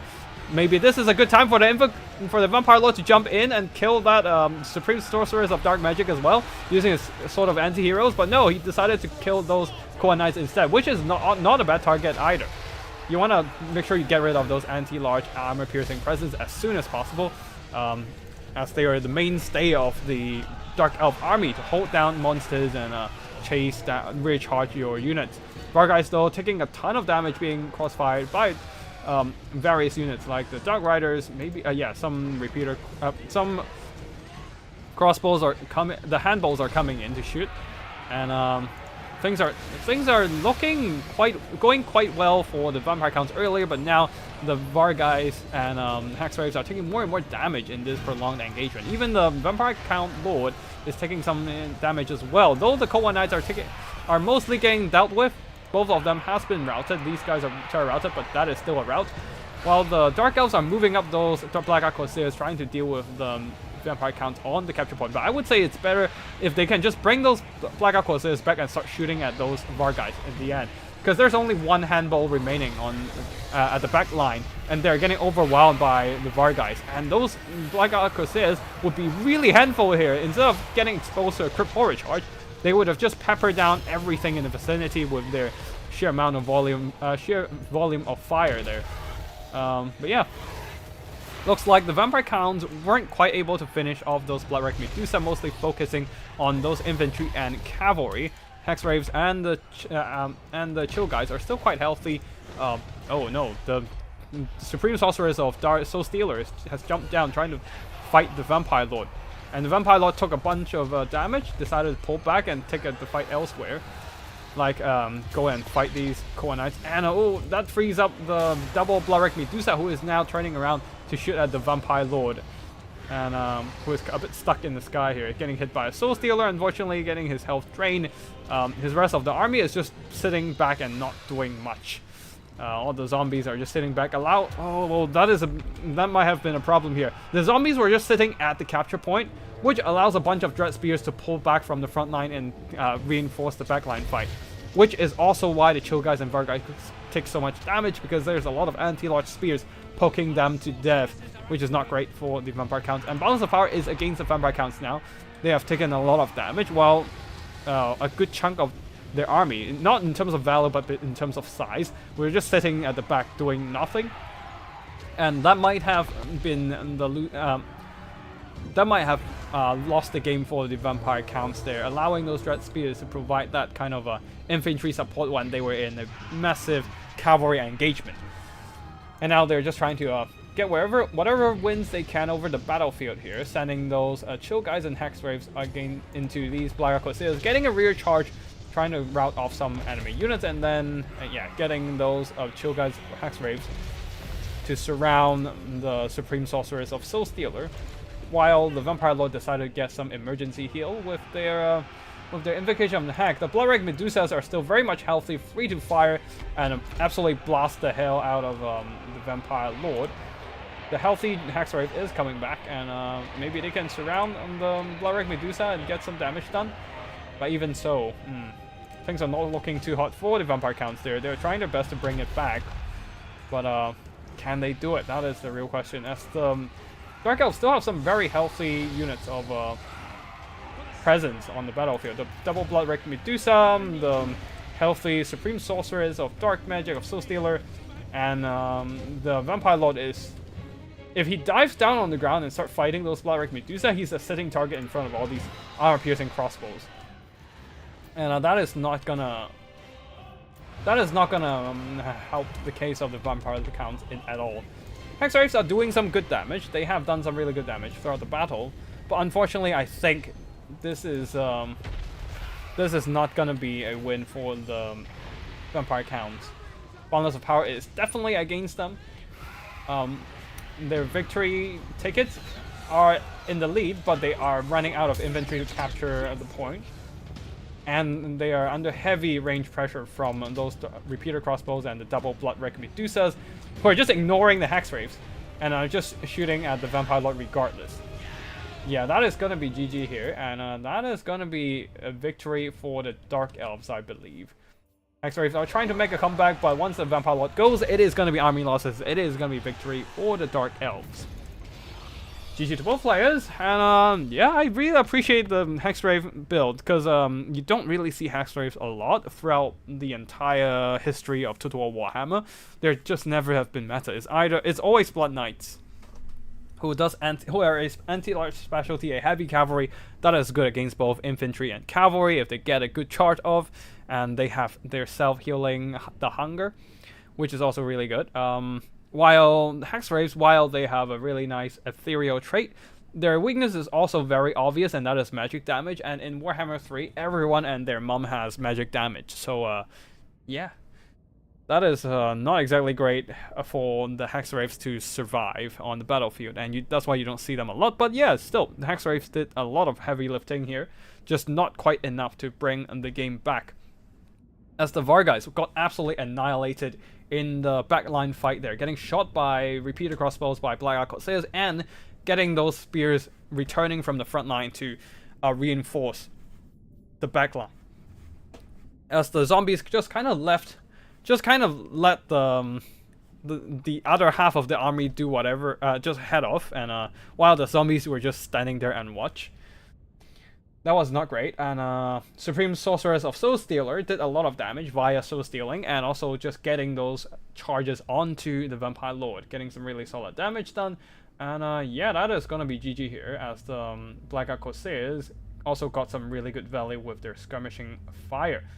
What else do we have here? Core Knights got annihilated by Hexwraiths since they don't have a good time trading against a physically resistant and armor-piercing unit.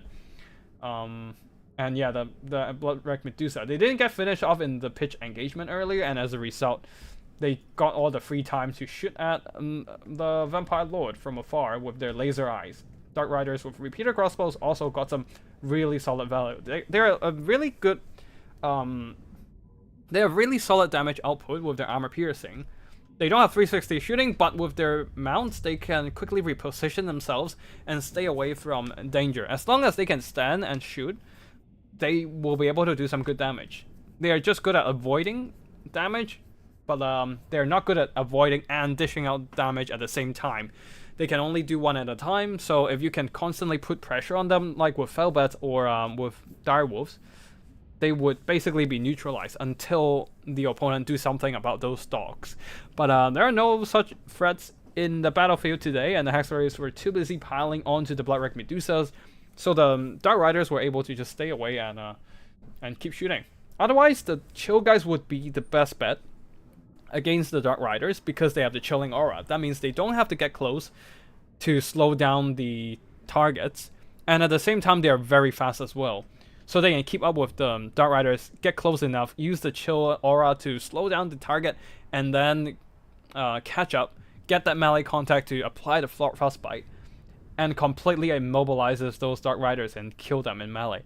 But yeah, they were just too busy killing Blood Red Medusa and the backline, so yeah. They just kind of left the Dark Riders run free. GG to both players, and I think we're moving on to give them Glorious Charge. I think we have enough Glorious Charge over the entire roster.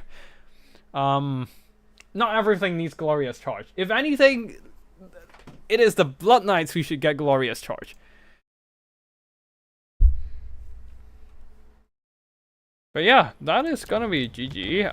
Let's see, second game, Parry Profoss and CT55 Hunter were wild. Okay, so Parry Pro seemed to have gotten a really good game in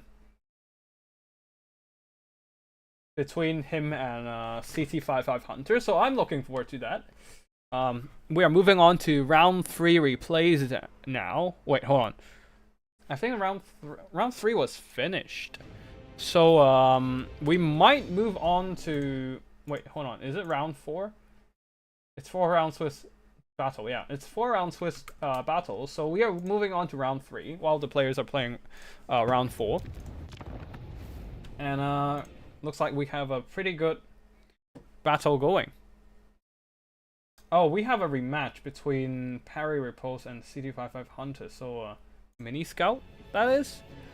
Yeah, that's probably Mini Scout. Okay. Another High Elf versus Skaven battle, I believe. Alright, let me just download those replays and then I will start casting.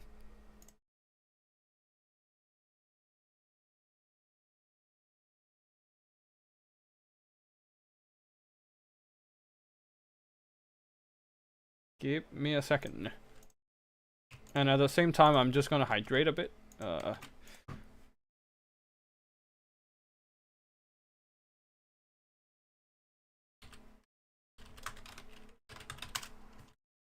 Let's do the rematch, and let's go. Alright, let's jump into this Skaven versus High Elf match. Parry posted is a great match, so let's see. Looks like Mini Scout / CT Hunter it also change up their strategy by a very obvious amount. Like, it is no longer a box build, it is a rush build. A rush versus a kite. We shall see what happens here. With 4 Plague Monks, 2, actually 6 Plague Monks, 2 of Censer Bearers. One of them the Scab Scrag Plate Pack. Yeah, Blake Scab's Plate Pack, sorry. Scab Scrag is a different thing. It's the White King's item, sorry. The Blake Scab's Plate Pack, Plague Monk Censer Bearers with Contaminate. I think both regular ones have Contaminated as well. Yeah, they do. So what's different? Wait, hold on. Oh, they have Rebel Rouse, which gives surrounding units immune to psychology, which is pretty good for Skavens, making them immune to terror and stuff. But let's see what happens here. As this is a melee Skaven rush. This is a Plague Monk rush, because Lord Scroke himself is also a Plague Monk, and he has the same kind of attributes other than physical resistance. They have Contaminated, they have magic attacks, they have a sensor. Yeah, right in front to swing at the enemy and break their bones with that. It's not armor piercing, but it's still they still have frenzy to. So this makes Lord Scroke actually a pretty decent damage dealer in melee combat. He's surprisingly good in melee. I wish they also have armor piercing though, it would be funny. But yeah, anyways, Plague Monk front line, second line of Plague Monk Sensor Bearers and Red Ogres, and then more Doom Flayers this time, bringing in a couple of those. And yes, Lost Growth coming in with, of course, Rod of Corruption, Liberbo, Barnicus, Vermintide, and Pestilent Breath. And yeah, that is it for the Skaven army build, because oh wait, there are some Wolf Rats poison there. Now there's almost nothing on the High Elf deployment zone because everything's behind them. Everything's behind the Skavens. Rangers with a line of Shadow Warriors, and also some Illyrian Reavers with Heralds of the Wind. I personally would avoid throwing everything into the back line unless it is immediately next to the enemy formation. Because right now, what the Skavens can do is quickly run over to the capture point and just turn their formation around. They have more than enough time to do it. Although, if a Skaven going for the usual artillery box, they would be quite fucked with all these melee troops behind them. But even so, like, there's what I would say the best way to pressure the enemy with full vanguard deployment is to pressure them from different angles instead of just one, so that they have to make choices of where to send those units to protect themselves. But right now, the Skavens are just flipping their formation, turning their units around, and that's all they need to do, right? So it's relatively easy for them to get ready to deal with the enemy. But wait, hold on. A Soul Quench. Is that the Soul Quench? Yeah, against the Skavens, blasting a chunk of health off of Lord Skroak. For some reason, there was a loading issue with one of the logos there. That was weird. But yeah, oh shit, a lot of units are blobbing up because, oh, they're using the flipping around. Oh no, they are trying to use the lock formation and turn the formation around thing. So what happens is units from the right will walk over to the left, and units from the left will walk over to the right, and then you see this weird crossing around kind of movement there, and it's an absolute mess for the Skaven formation. If there was a Soul Quench or right now along this line, it would have been just devastating casualties. But either ways, the archers are moving in. Illyrian Reaver archers are moving in to pepper down the Skavens, and they are quite vulnerable to those archers too because of their lack of armor due to them mostly being Plague Monks. But yeah, the Plague Monks are all turning around and start like sallying forth, rushing across the forest and trying to get to the Rangers there. But the Rangers are retreating a bit there, luring those Plague Monks into the range of all these Shadow Warriors, which I forgot to cover. The build of the High Elves here, just a whole line of Rangers, a whole line of Shadow Warriors, and then a bunch of Illyrian Reavers, Reaver Archers, and Elves and the Grim. Alright, let's go back into normal speed there, as the Plague Monks are rushing forth. They're trying to get to the enemy melee troops, but the Shadow Warriors are shredding those Red Ogres to bits with their Archer Fire. Oh, look at the sheer volume of Archer Fire. Oh.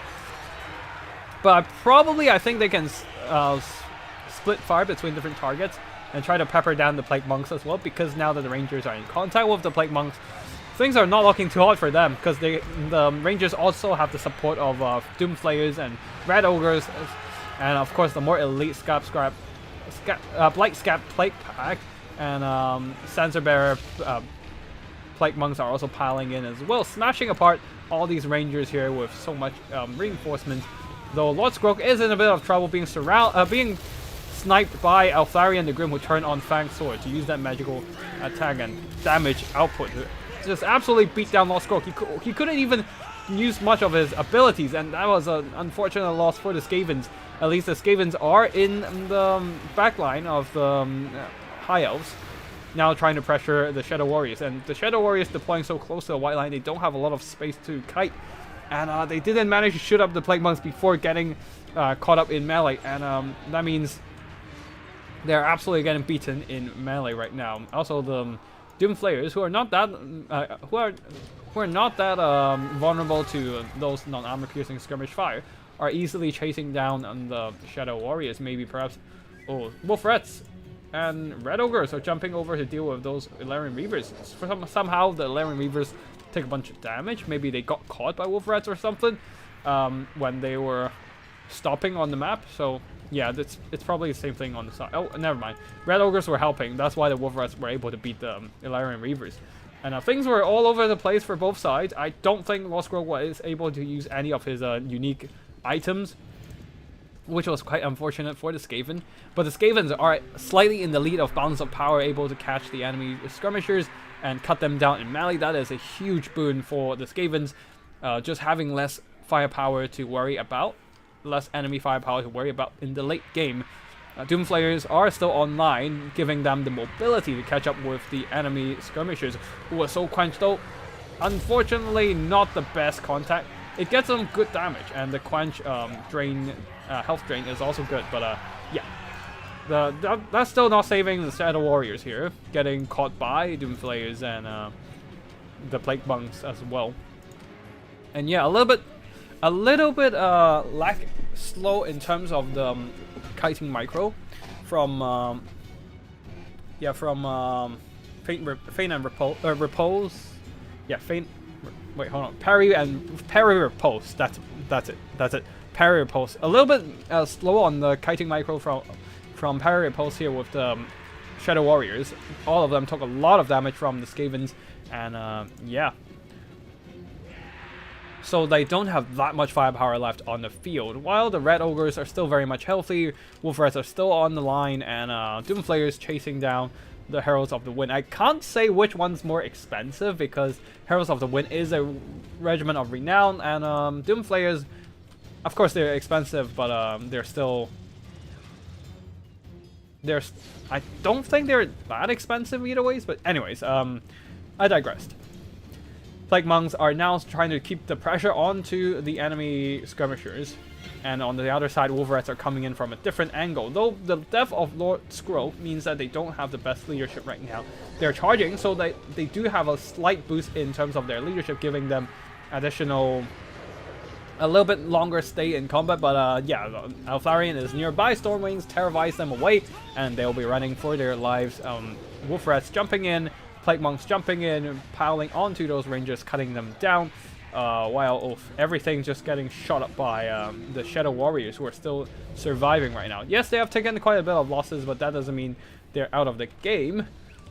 They are still intact, and they can still put up some decent firepower on the battlefield. Altharion will have to carry this hard, because another unit of Shadow Warriors just went down to the Wolf Rats charge, especially with the pursuit mechanics, right? If the Shadow Warriors runs away from the charging Wolf Rats, that means the Wolf Rats will start individually seeking down enemy unit models to attack, and that actually gives them more damage output against a running away target. And yeah, just like this. Oh, another unit of Shadow Warriors, unfortunately, will be dealt with, and Altharion is entirely alone. Doomflayers are still trying to catch up with the Illyrian Reapers, and the Illyrian Reapers, out of ammo, decided to charge into melee. I think they were on, they were just automatically charging into melee, which is not great. They are now caught in a fight that they do not enjoy. At least they're doing some decent damage against the Doomflayers, and with better health levels and more numbers, they are overwhelming the Doomflayers, but they themselves are taking quite a bit of damage at the same time. While at the same time, Altharion will have to carry the game. We're seeing some remaining Shadow Warriors kiting the Plague Monks a bit more, just trying to do as much damage as possible. Black Scab's Plate Pack. They are the only immune to psychology unit on the Skaven side, and if they're gone, that means no more immune to terror from Altharion, and that would be a really good blessing for the High Elves. Yeah. Anyways, Wolf Rats charging in, countercharging the Heralds of the Wind, and because they're so much healthier, they managed to get the win in the forest. And oh, and because they're in forest, probably that gave the Heralds of the Wind a little bit of melee stat reduction, while the Wolf Rats are not affected at all by the forest terrain. Either ways, it is gonna be Altharion and this lone unit of Shadow Warriors trying to carry this for the High Elves. And Altharion is carrying it hard. Soul Quench kiting, Wolf Rats manage to push off the Shadow Warriors, but they themselves are being charged by Altharion. And then the Doomflayers are coming in to trying to surround Altharion, get some damage done. But Altharion, of course, he has Fang Sword to provide himself with physical resistance. 40%, that is a lot. Mitigating a good chunk of the enemy's damage, and the Skavens don't actually have the ability to punch through armor other than the Red Ogres, and the Red Ogres are their only hope. the Skavens are trying to support the Red Ogres. Yeah, Mini Scout here trying to support the Red Ogres here with the Plague Monks piling in. Plague Monk Sensor Bear is piling in. But I don't know how much can this do against Eltharion. Eltharion on Stormwing is definitely... He's not like the most powerful melee combatant, but he's still a beast in melee with Stormwing. And as you can see, he is holding on just fine, especially considering he has the help of Apotheosis to grant himself healing. Wolverines are back. I would not bring them into battle. If they rout again, they might just shatter because they are... I believe they have routed multiple times already. Yeah, okay, never mind. This is the second time they're routing, but never mind. That is going to be army losses as there's a train rout happening all around these units of Skaven. If Lord Skrog is still in and is still healthy, he probably could have tried to win this one with Liber Bobonicus, but alas, nothing can stand in front of Terra once their leadership is dead. Nothing can stand in front of the presence of Stormwing and his terrifying aura. And all these Plague Monks, the Sensor Bearers, the Red Ogres, the Wolf Rats all just got terrified away by Stormwing and Eltharion, who is taking this fight single-handedly and winning. GG to both players, and looks like Eltharion once again carrying the game with almost 3,700 gold worth of damage value. He is doing most of the damage.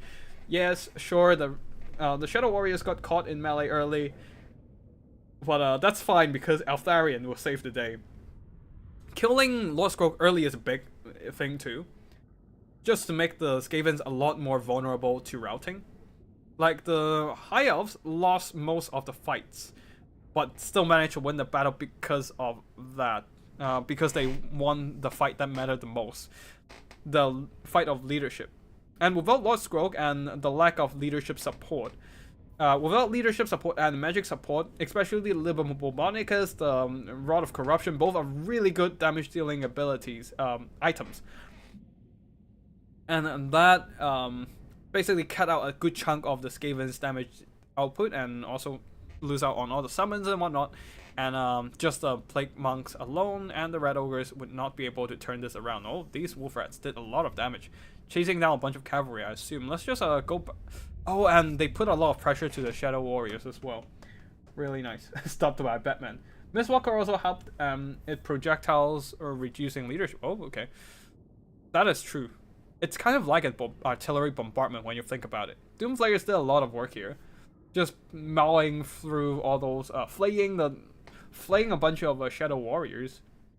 But yeah, it is going to be a victory for the High Elves due to Batman, Eltharion here, winning the day. Actually, let's just jump back in and quickly check out what the Wolf Rats were up to. Just want to see what did they do throughout the fight, because I remember them running away earlier in early game, trying to avoid being caught. Then managed to catch some Illyrian Reavers on the side and chase down Shadow Warriors. But didn't really see them do that, so I'm just gonna quickly fast forward here. And also, is round 4 done? Oh, round 4 is also done, so we might have a live bracket for best of 4.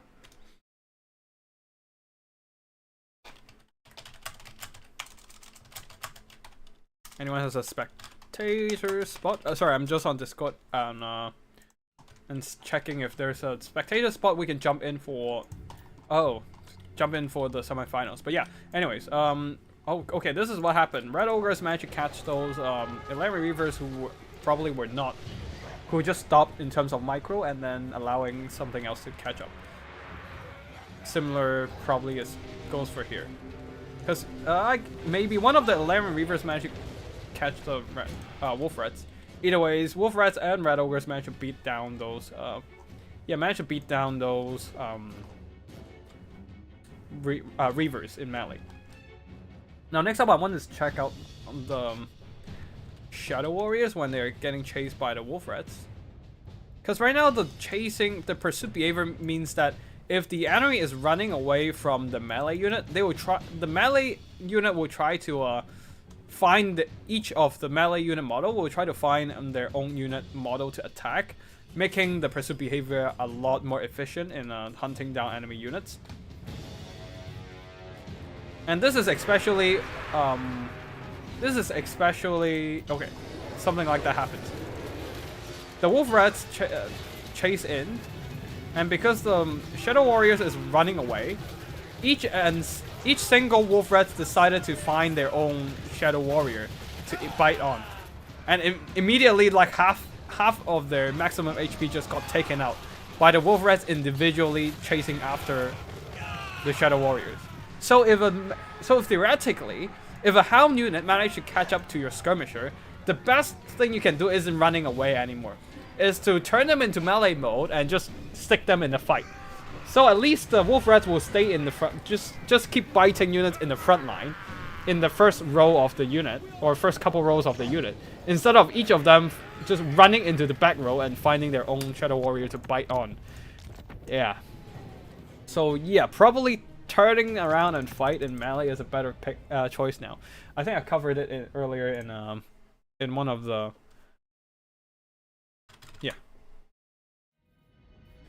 in one of the videos I posted when the pursuit behavior just got changed. But yeah, anyways, that was a while back ago now, so I don't know if everyone is aware of that.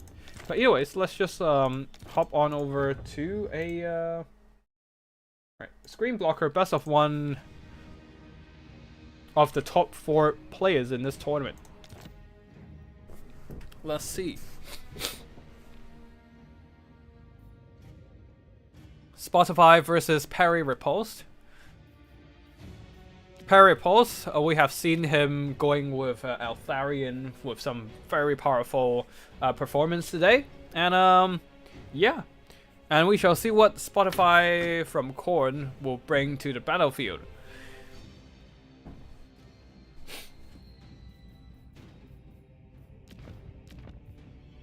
Alright. So Khorne versus High Elves. It's I'm not looking at any of their army builds right now. I've turned over to the map settings, but as you can see here, so I'm just gonna try to talk about this matchup blind, and hopefully I didn't guess any of their army builds in this matchup. Anyways, in terms of fighting against High Elves, Khorne has a really cool unit called the Knights of the Brazen Throne, which can be very deadly against High Elf infantry, having the ability to increase their charging acceleration, their mass during charging, which both impacts that the impact damage, which both amplifies the impact damage, and makes them able to simply plow through the entire infantry unit without any issue. Makes them really effective in just charging spears and archers from behind. And also High Elves generally struggles against heavy cavalry other than using Fireborn. So Knights of the Brazen Throne would be a really cool unit to see in this case. And hopefully we don't see any more Chaos Warriors of Khorne, because they are just kind of crap. It's not like they're a bad infantry, it's just that they're not good in the meta. Heavily armored, they can slowly grind down enemy units, but they can't kill them fast enough. And yeah. And Khorne is all about hitting hard, hitting it, and try to kill your opponent as fast as possible.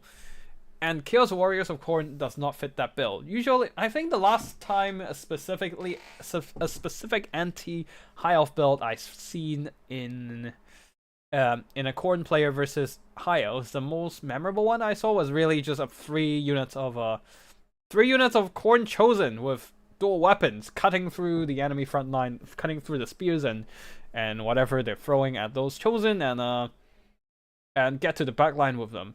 And the High Elves would struggle to kill them because the archers don't do enough damage without enough armor piercing. But yeah, it is of course a different meta now. So but I feel like heavy cavalry is still the way against the High Elves. But the High Elves, I'm not quite sure what they're gonna bring to the field. I feel okay. Actually, wait. Fireborn is a must. since every single Fireborn, every single High Elf build has has a Fireborn now, unless they're not fighting large targets like dwarves. Essentially, Fireborn is like a must if you want to kill monsters in cavalry. So we can probably expect to see that on the field. As for the rest of the build, not quite sure. Not quite sure. Spears, archers, staunch line of spears, archer line at the back to shoot up the Khorne army, but not necessarily actually. Furies can still be a problem for the archers. And of course, heavy cavalry is not going to be great for the archers to handle, while the spears are too slow to catch up with the cavalry flanking around.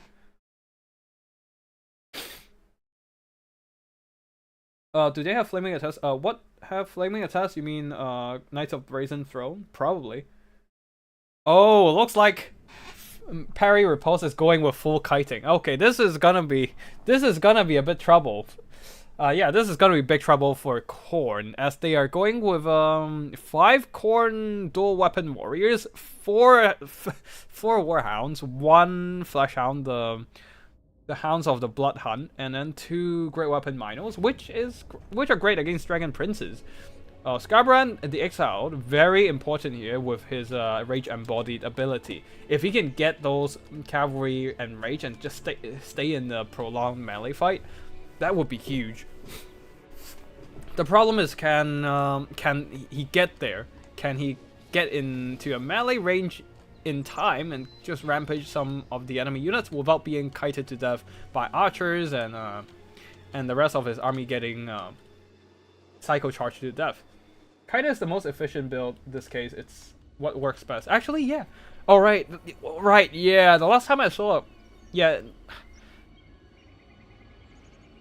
the most recent Khorne versus High Elf battle, which I think I saw after I'm back from my travels, is literally a kite build, kiting down Khorne, and Khorne army did not bring anything to deal with a kite, and just kind of got dragged down to death by a bunch of missiles. But I don't think it's High Elves though. I think it's a different faction. Oh, it's Tinge, I think. But yeah, anyways, we have 4 Reaver archers here. More Illyrian Reavers mixed in with Dragon Princes, one of them the Fireborn. Of course, that's like a staple. Once again, Eltharion, the Grim, the Batman, is descending upon the battlefield on his Stormwing mount. Other than that, yeah, that's it for the army builds here. Soul Quench and Apotheosis for spell kit, and for Khorne, a front line of well, we've been through that. And Karanak as well, providing some silencing and Prey of the Blood God. Very important. Like if Eltharion landed on the ground, that would be the ability to try and snipe him out with Skarbrand. But yeah, we shall see what happens here. It's quite a bit of a Vanguard deployment with the Chaos Warhounds, and the Minos are hidden in the forest, and Karanak as well. Just a line of kind of like a berserker, I guess, but yeah, just a line of Marauders of Khorne and Skarbrand behind them. And that means the Reavers will probably try to just come over and shoot Skarbrand and whittle him down with the Archer Fire as much as possible. Of course, they can also shoot at the dual weapon Marauders, which is not a bad target either due to their lack of shield and armor. And yeah, it's really much down to how well can Spotify handle his army build. Keep his units, keep pressuring, how well he can pressure the enemy skirmishers with the Warhounds, and keep Skarbrand alive from the enemy Archer Fire. This is not great. Pushing up Skarbrand in front of his infantry, and that means a bunch of Illyrian Reavers are just going to shoot at Skarbrand. And you can see he has already been dealt with quite a bit of damage from those Archer Fire and a Soul Quench from Eltharion. Marauders of Khorne are pushing up, but right now the main thing he needs to do is get those Warhounds out. Get those Warhounds out from the forest to the tree line, and put them in a position where they can actually threaten those Heralds of the Wind and Illyrian Reaver archers. Like, just get them out over here. Minos needs to start pushing out over to the tree line. at least like at the edge of the tree line, so that they can be in a position to go into a melee fight. Because right now, those dragon princes are free to charge those marauders with no repercussions at all. They are just gonna charge. Nothing's gonna harm them, and you're just kind of leaving those marauders for dead right now. Oh no! Flesh hounds, hounds of the blood hunt, and warhounds are jumping in from the flank, trying to get a melee engagement. Oh no! But that means they're gonna get slaughtered by the fireborn. Oh, that is painful. Oh, they're gonna get slaughtered. Oh, a whole unit of the flesh hounds gone. Now more units of silver helms and more silver helms and reavers are here, and these warhounds are routed.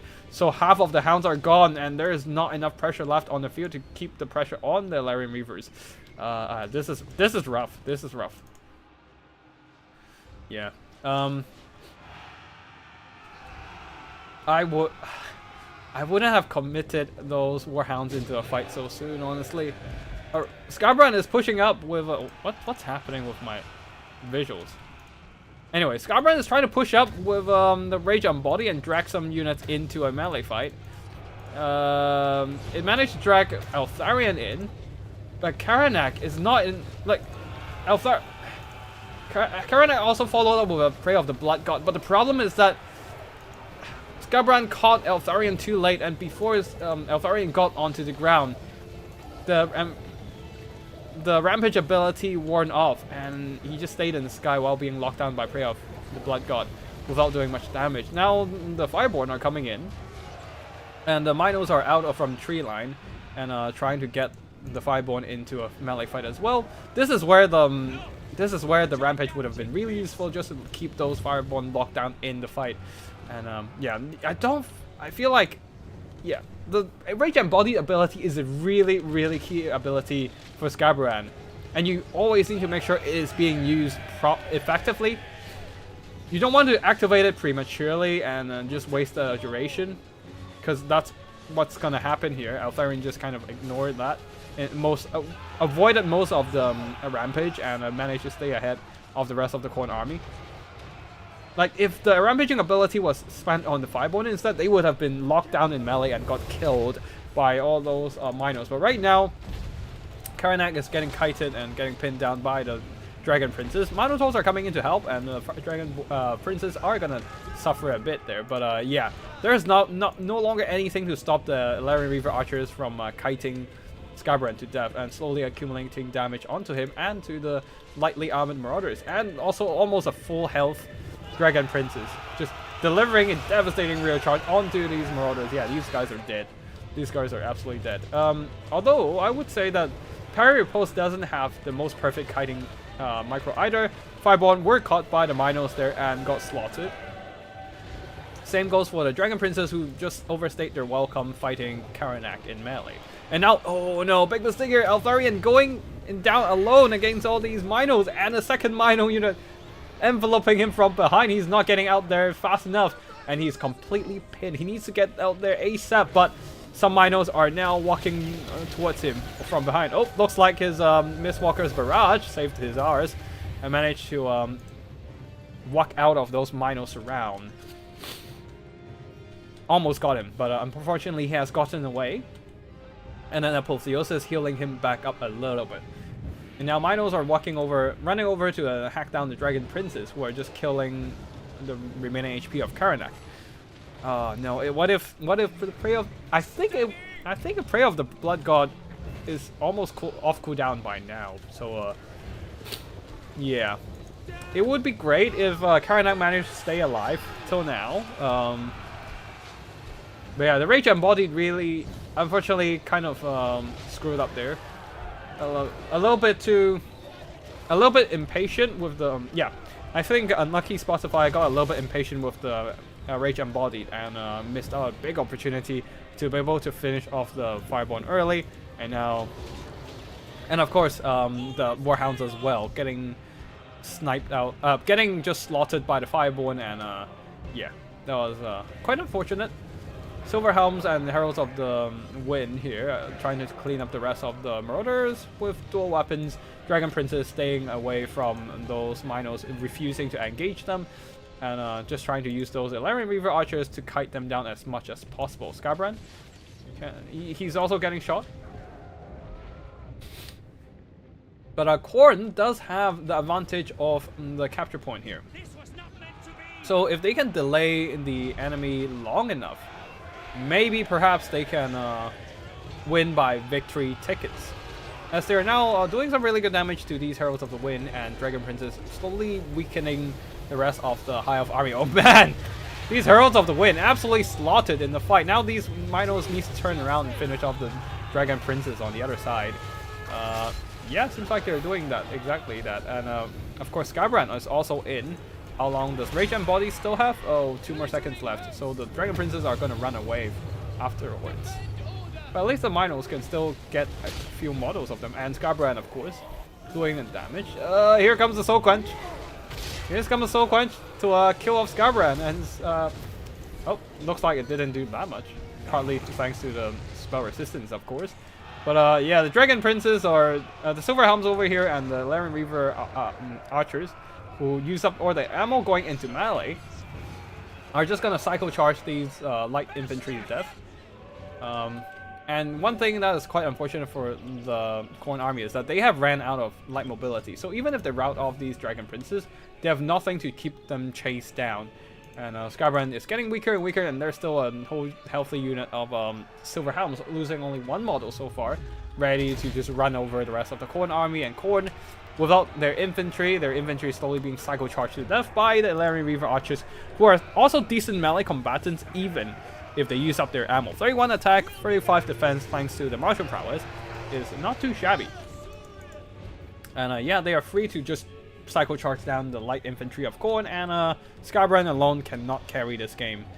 They can't even keep their control over the capture point, I don't think, with only some single entities and some tattered monsters left. And I think that's gonna be it. That's probably gonna be GG. It's gonna only be a matter of cycle charging at this point, and the Laren Reaver archers just needs to keep shooting down the Minos, and then Skybrand continues to drop in those Soul Quenches, and Eltharion just keep dropping in those Soul Quenches on Skybrand, slowly chipping out his health. I would say Apotheosis on yourself is probably more useful at this point, just to force that army losses by healing your own HP and bring up your own balance of power. But either ways, I don't see a way Skybrand alone can bring this back up. Yeah, because while we're still, as we speak, the Minos are still getting shot and kited to death. Oh, a nice Rage Embodied here. Though the Silver Helms are rampaging into... Oh, they're slightly staying away from the range of the blade. Nope, they're rampage. And Skybrand managed to catch them with the Minos coming in. Okay, this is where you can just send those Laren Reaver archers to capture the point, but yeah. But Silver Helms are now just surrounding Skybrand, and he is running out of HP, running out of leadership. Army losses hit, and that shall be victory for the High Elves here. Kiting against Khorne really does work very well. I have a nice Skaven build that beats Khorne in melee. What the fuck? That would be a really funny thing to see. Would love to see that, actually. Is it a box build by any chance? I feel like that's gonna involve a bunch of Storm Vermin with halberds. And double Helper Abomination as well. Because Khorne is notoriously bad against box builds until they got the Rage Embodied from Skybrand. But yeah, GG to both players. Big thanks to Spotify for setting up the spectator spot so I can jump in and watch this game live. Very well played to both players. Seems like even with Spotify's most valiant attempt to pressure the enemy archers and shut down their Dragon Princes, unfortunately Eltharion and his Rohirrim, High Elf Rohirrim. It's pure melee, no box. Okay, that would be... Oh, melee rush and win against Khorne. That would be fun to see. No Storm Vermin or Halpit. What the fuck did you bring? What? Is it just like a bunch of Plague Monks and stuff? Yeah, I had a wrong build. Thought he was gonna try something new. minute I saw a full kite build versus Khorne. Batman wins again, indeed. It is Batman. If you give him enough prep type, he wins everything. And looks like the Dragon Princes managed to carry it for sure. Just running down those poor Marauders and Warhounds. 11 Reaver Archers didn't do a whole lot of damage, since both the Minotaurs and Scarbrand are armored, I suppose.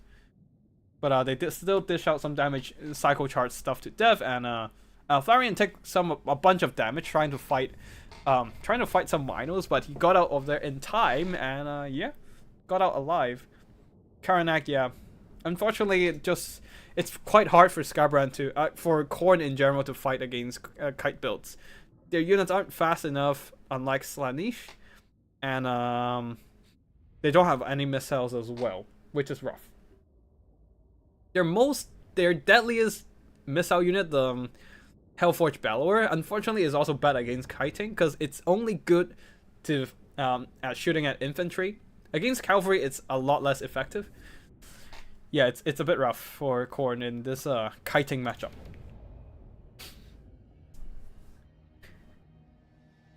Shit, I would love to see that kind of Skaven build in melee. It would also be the most ironic thing for Khorne, because they are a newly updated faction with DLC content, and they are supposed to be the melee faction, and yet a Skaven army can beat them in melee. And it got nerfed. Yeah. Everything got nerfed after updates. It is the usual cycle. You release something that is overpowered, and then you nerf it back down instead of releasing something that is reasonably okay. Yeah. Anyways, that is GG for this one. We are gonna move into the finals now. I am not sure who is in the finals other than Faint Repulse. Which also, yeah, congrats to Parry Repulse for the win. I said Faint Repulse mistakenly because that's what Tyrion does all the time. But yeah, congrats to Parry Repulse for the win, and it is gonna be him and the other player between Titus and Levic or Levis in the finals. I am not seeing any outcome for the other semifinals yet, so we're just gonna have to wait a bit while I go in and cast another battle. And this time it's gonna be Vampire Counts versus Khorne. Let's do this.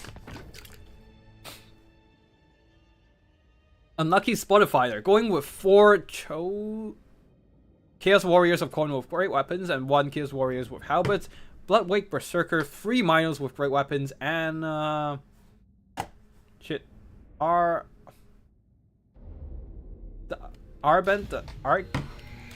undefeated. Wait, hold on. Arbal the undefeated. Yeah. Okay, forgot about his name for a second there. Going in on foot with a loadout of only Fury of the Blood God for the explosion damage. Okay. He is a decent fighter as well, but I don't know. Oh, he does have the ability to trigger a Chaos Spawn, so he can turn a zombie that's almost crumbling into dust into a Chaos Spawn, which can be a nice thing on the battlefield. But yeah, not much else on the field. Bloodwake Berserker will probably be the mainstay to kill everything on the other side. But oh, here comes the Mortis engine to drain down everything on the Khorne army here. It is supported by a bunch of skeletons, spears, and zombies, of course, just to provide more bodies, more chaff, crypt horrors, and in disguise, Felbats, Terrorgeist, and that's basically it for the army builds. Double Terrorgeist too. Leading the army is Vlad von Karstein, who is a deadly duelist himself, with Master of Beguilement to lower the enemy melee attack and give himself an edge in battle. Invocation of Nahagan, Gaze of Nagash. That's all for army builds. Oh, Gaze of Nagash. I don't know how good it is on a Footlord, because you don't have the angle to cast it, and also Vlad von Karstein will go into melee.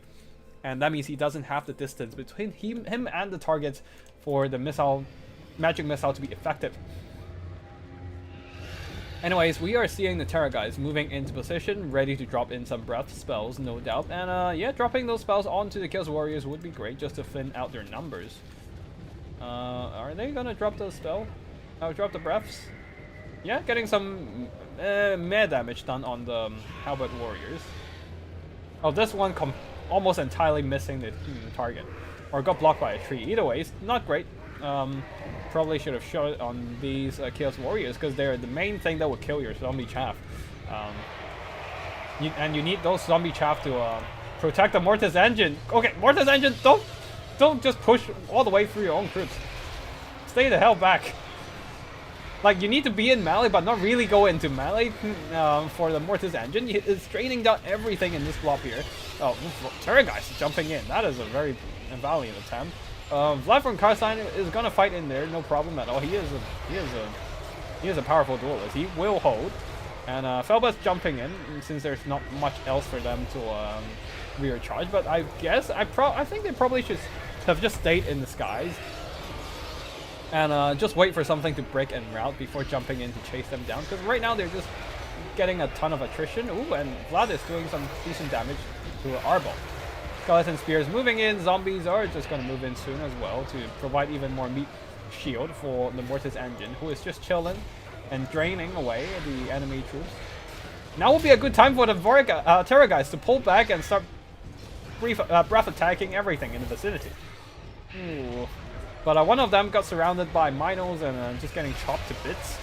It needs to get out of there. It's trying to force path its way through their own troops, which is definitely the good call here. Zombies are trying to move in and reinforce. Okay, I think your breath attacks are done with your cooldowns. Now get to the side and start breath attacking everything down the line. You need those breath attacks. And the Mortis Engine, no doubt getting some 1,500 gold worth of damage value. Like a minute into the fight. Breath attacks are coming in. Yeah, doing some mad damage to the Minos, I guess. Okay, this one's way better. Just blasting down those Minos.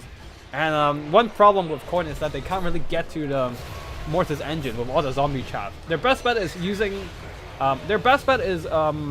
Marauder Horsemen with throwing axes. But of course, underneath so much Felbets originally, they would probably just been chased down. But and yeah, even yeah, it would have been way better against if they have some throwing axes here, but there's none, and that is a problem here. Or you need something like your best bet as Khorne against Vampire Counts is probably Skarbrand plus a Bloodbrute Behemoth. Both units are very effective in force pathing their way through the enemy chaff and just sniping the Mortis Engine. Well, speaking of the Mortis Engine, seems like spawns of Khorne have been dropped onto the battlefield with some zombies dying.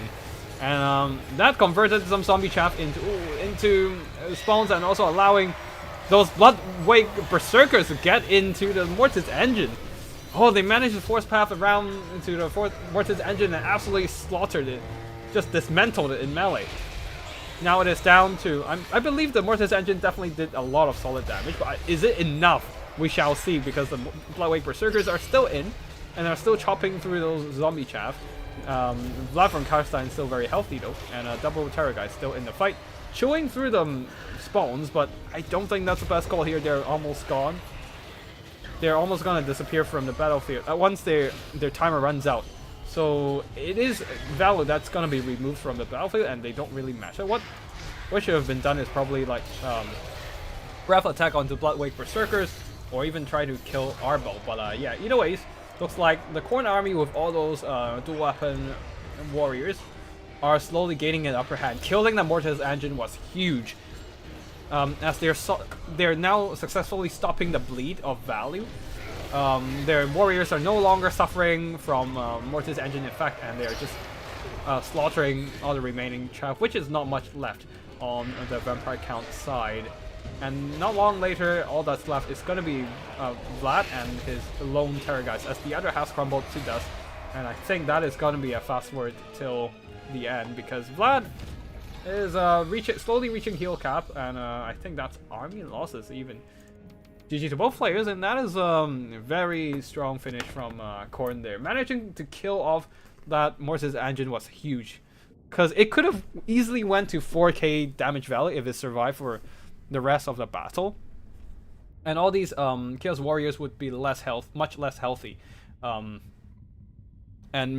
Vlad von Karstein really might have had a chance of finishing the rest of the battle himself. But yeah, Blackwake Berserker, definitely a very deadly unit. Definitely a key unit in this matchup for sure. Able to just kill for hordes and hordes of infantry and shut down the Mortis engine as well. Yeah. GG to both players, and these Khorne warriors killing off all the enemy chaff with their dual weapons while sustaining the damage with their heavy armor as well. Minotaurs with great weapons getting some solid damage done. I think they also got their hands on the Mortis engine for a bit there, but I think the last bit of damage, the last half of the HP bar, was done by the Blackwake Berserkers, and yeah, GG. Terror Guy's definitely not a great target unit in general, I would say. It's kind of shit, honestly. They have a really big hitbox because of their dragon unit model, dragon-like unit model, and they can only hit a small spot in front of them. The breath attacks are okay, but not as good as dragons either. So yeah, they are just in a really awkward spot. I personally don't really like them, but I probably should play more vampire counts to figure that one out. But yeah, GG to both players, and we are. I think we're moving on to the finals. Let's see. Yeah, the final bracket is out. Titus versus Parry Riposte, and we shall hop on over to get a spectator slot, hopefully.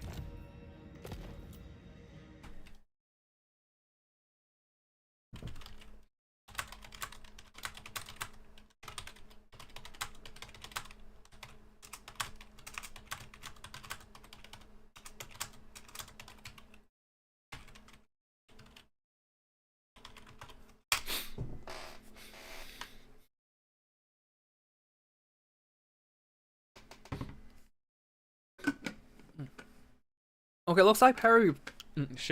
Excuse me. Looks like Parry Repulse is having a bit issue with their spectator spot. So I'm gonna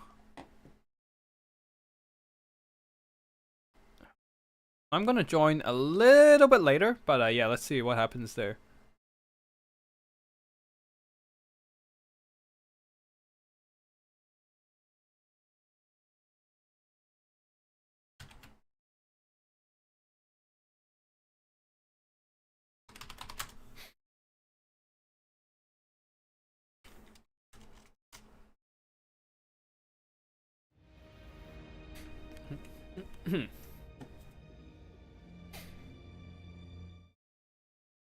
All right. Actually, let's catch up on the chat. Forgot about to check that. I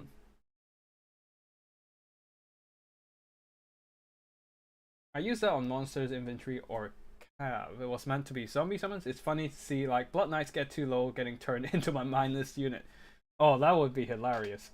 Imagine like the powerhouse unit of your faction suddenly becoming a blob of flesh and tearing apart your own troops. That would be awkward. Blob fight for sure. Yeah, old school blob fight for sure. Both can go 15 minutes AFK and come back afterwards. Not necessarily. You need to micro the Mortis engine as the vampire count player. You can't let it just sit there and die in the middle of a bunch of Minos or Bloodwake Berserkers. Unfortunately, the chaff ran out for the vampire count, and they no longer have the troops left to sustain the chaff meat shield around the Mortis engine, and that got isolated and killed.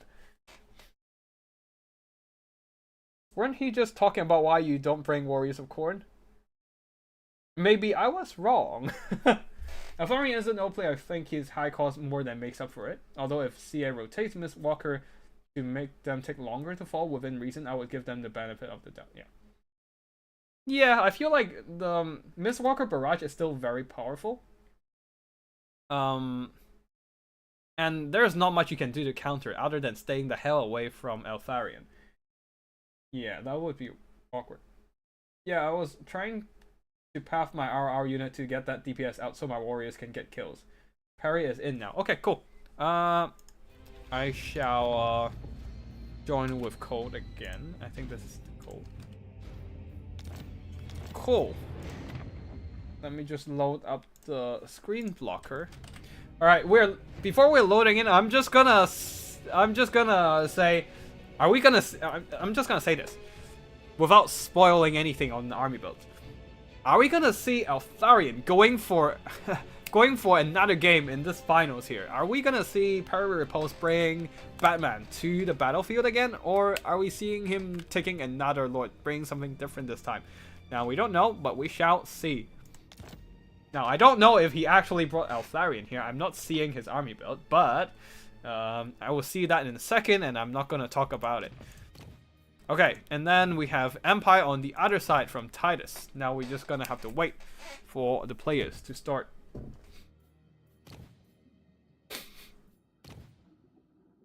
Batman going to get his sidekick. Who is the sidekick, though?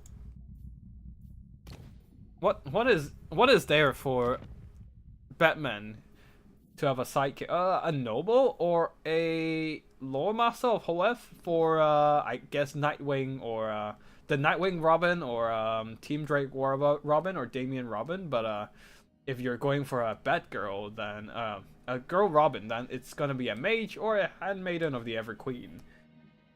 We find out, lol. Maybe. Yeah.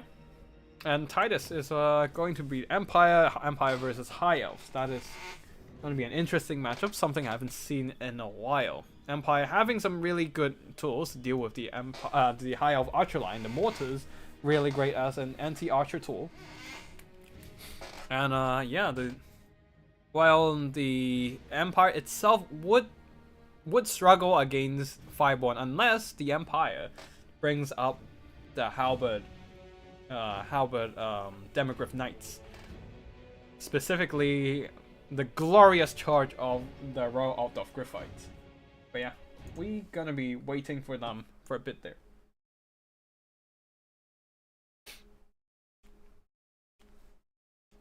Sorry, got a bit of a runny nose. I think the spring allergies are coming in. Or maybe I just need to clean my room, vacuum it for the week, and then, yeah. And get rid of some dust. Man, I just did it last week. I don't want to do it again this week. But yeah, we shall see what's the army build gonna be for both sides.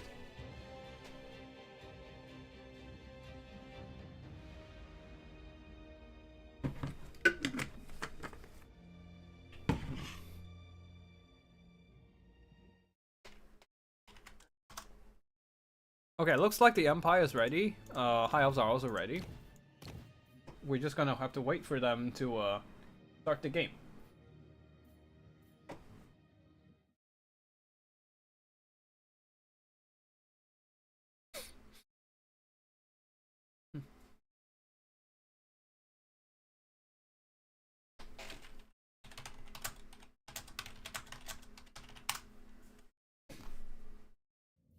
Alright, looks like Parry Repulse is ready. Just need to wait for Titus for his last few gold coins on his end.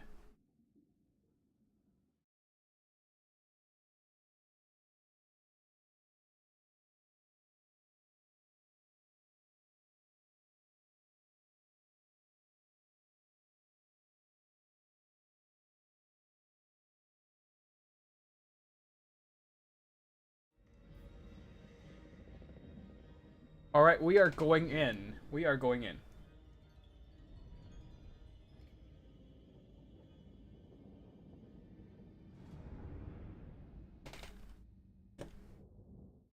Let me just quickly unblock the screen, and we are seeing Balthazar Gelt versus Batman. It's Batman again, and Batman works alone. There's no Robin. There's no sidekick for the superhero. Eltharion once again on the battlefield for Parry Repulse army, leading his High Elves to battle, leading his High Elves into the fray.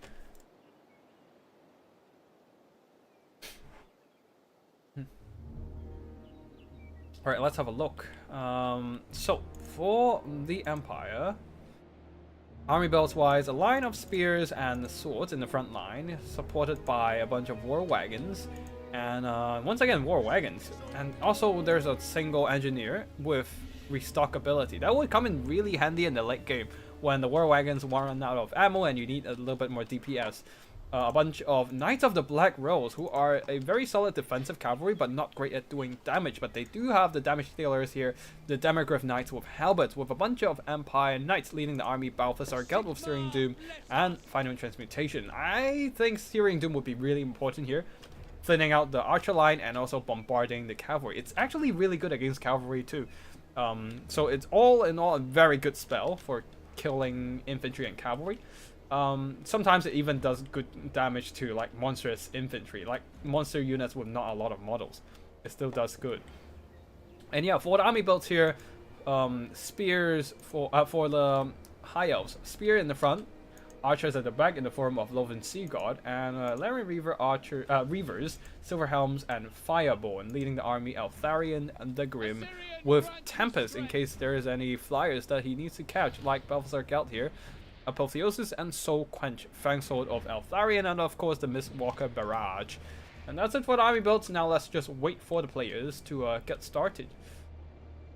I do wonder, can the war wagons survive the pursuit of all these cavalry? There are quite a few Empire cavalry to provide some cover here.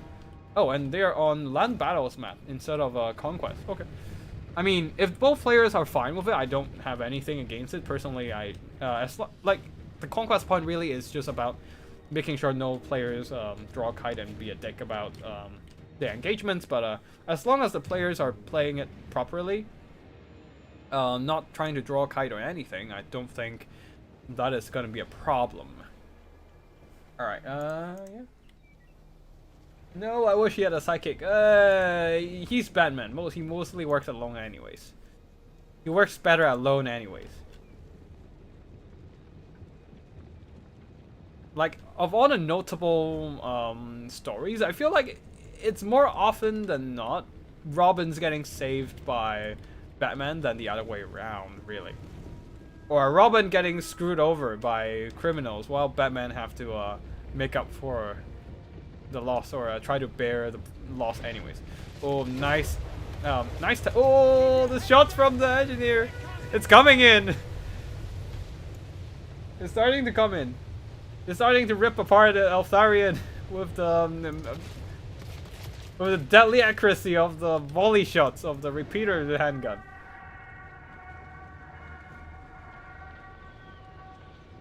And now the archer fire are coming in for the engineer. Engineer quickly bailing out of there. 70 armor and missile resistance is not too bad.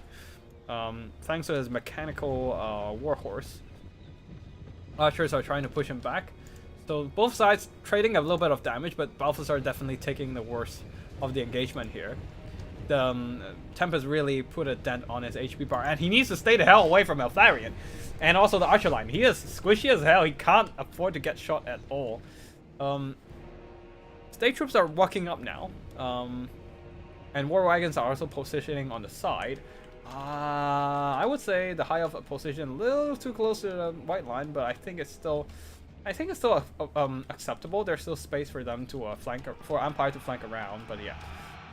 Now the Ellery Reavers are sallying forth, probably trying to screen out the war wagons alongside Fireborn coming in, which the Empire Knights are not gonna win. So yeah, they start running now. State troops charging into the spear line there. Both sides are just wet noodling each other, so not a whole lot of damage done on either side. And now the Tempest coming in. Oh, Balthasar Gelt also extremely close to Eltharion. He's gonna get caught in melee and get killed. Is there a final transmutation somewhere? Balthasar Gelt needs to get the damage done right now. Oh no, he cast it on the ground, not instead of Eltharion. No! I mean, he caught 2 units with the spell, but it's not good damage at all. And it's an expensive spell to be wasted like that. No! Balthasar Gelt. Gelt is big. Gelt and Empire in general is in big trouble now. Wasting the final transmutation. I mean, they're doing good damage to the Laren Reavers, but the Fireborn is just slaughtering the Empire Knights. And now the Fireborn can just jump right onto the war wagons now, and this seems to be what they're gonna do. No, it's not exactly, but Mercurial shot into the blob of cavalry doing some nice damage. All the damage output are on the war wagons and the engineer now. They need to run for their lives. Empire Knights, Knights of the Black Rose and Demograph Knights with halberds are coming in trying to bail out those war wagons. Though 11 Reavers are distracting the halberds Demographs now. State troops are falling apart to the staunch line of spears and archer line at the back. And yeah, things are not looking great for Empire at all. They lost out on a final transmutation, missed out on the cast and was not able to dump it on Eltharion. Their cavalry are taking a ton of damage. Finally, the Demograph of halberds are coming over and maybe help out against Fireborn. Here comes another final transmutation. Oh, and no, what are you doing, Gelt? Don't go up against Eltharion. But at least the final transmutation is doing the damage, and the engineer, who is a very deadly skirmisher, repeater crossbow, basically like a war wagon, single entity war wagon, with deadly accuracy and multiple war wagons, just focusing crossfiring onto Eltharion. Eltharion might be overstaying his welcome, even with Fang Sword and Apotheosis. He is still taking a bunch of damage. He's trying to heal it back up though, so he might be able to be okay afterwards. But yeah, Balthasar Gelt was able to be bailed out by the crossfire, and Eltharion getting extremely low. His healing is on cooldown, Apotheosis is on cooldown, and 3 whole units of war wagons plus an engineer firing at him is just too much, even with his healing and the Fang Sword. And he's getting chased away, and the engineer might just be able to finish him off with the focused fire. Still, the High Elf leadership, even if they lost Eltharion, they should still be able to hold on just fine. Here comes the big leadership spike for everything on the High Elf side as they lost their leadership, dying to Eltharion, and they also lost out on their best option to kill off Balthasar Gelt here. No more Tempest.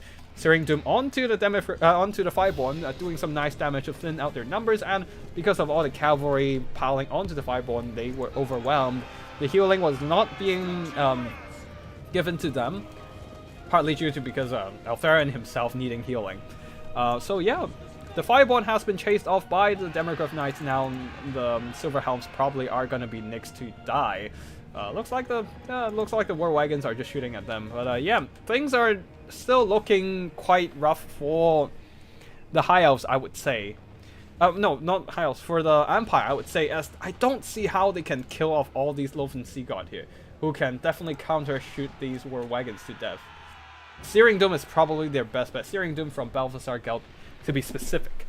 Their infantry are gone. The Empire infantry are gone. The Empire cavalry are mostly gone. Only some Knights of the Black Rose are left.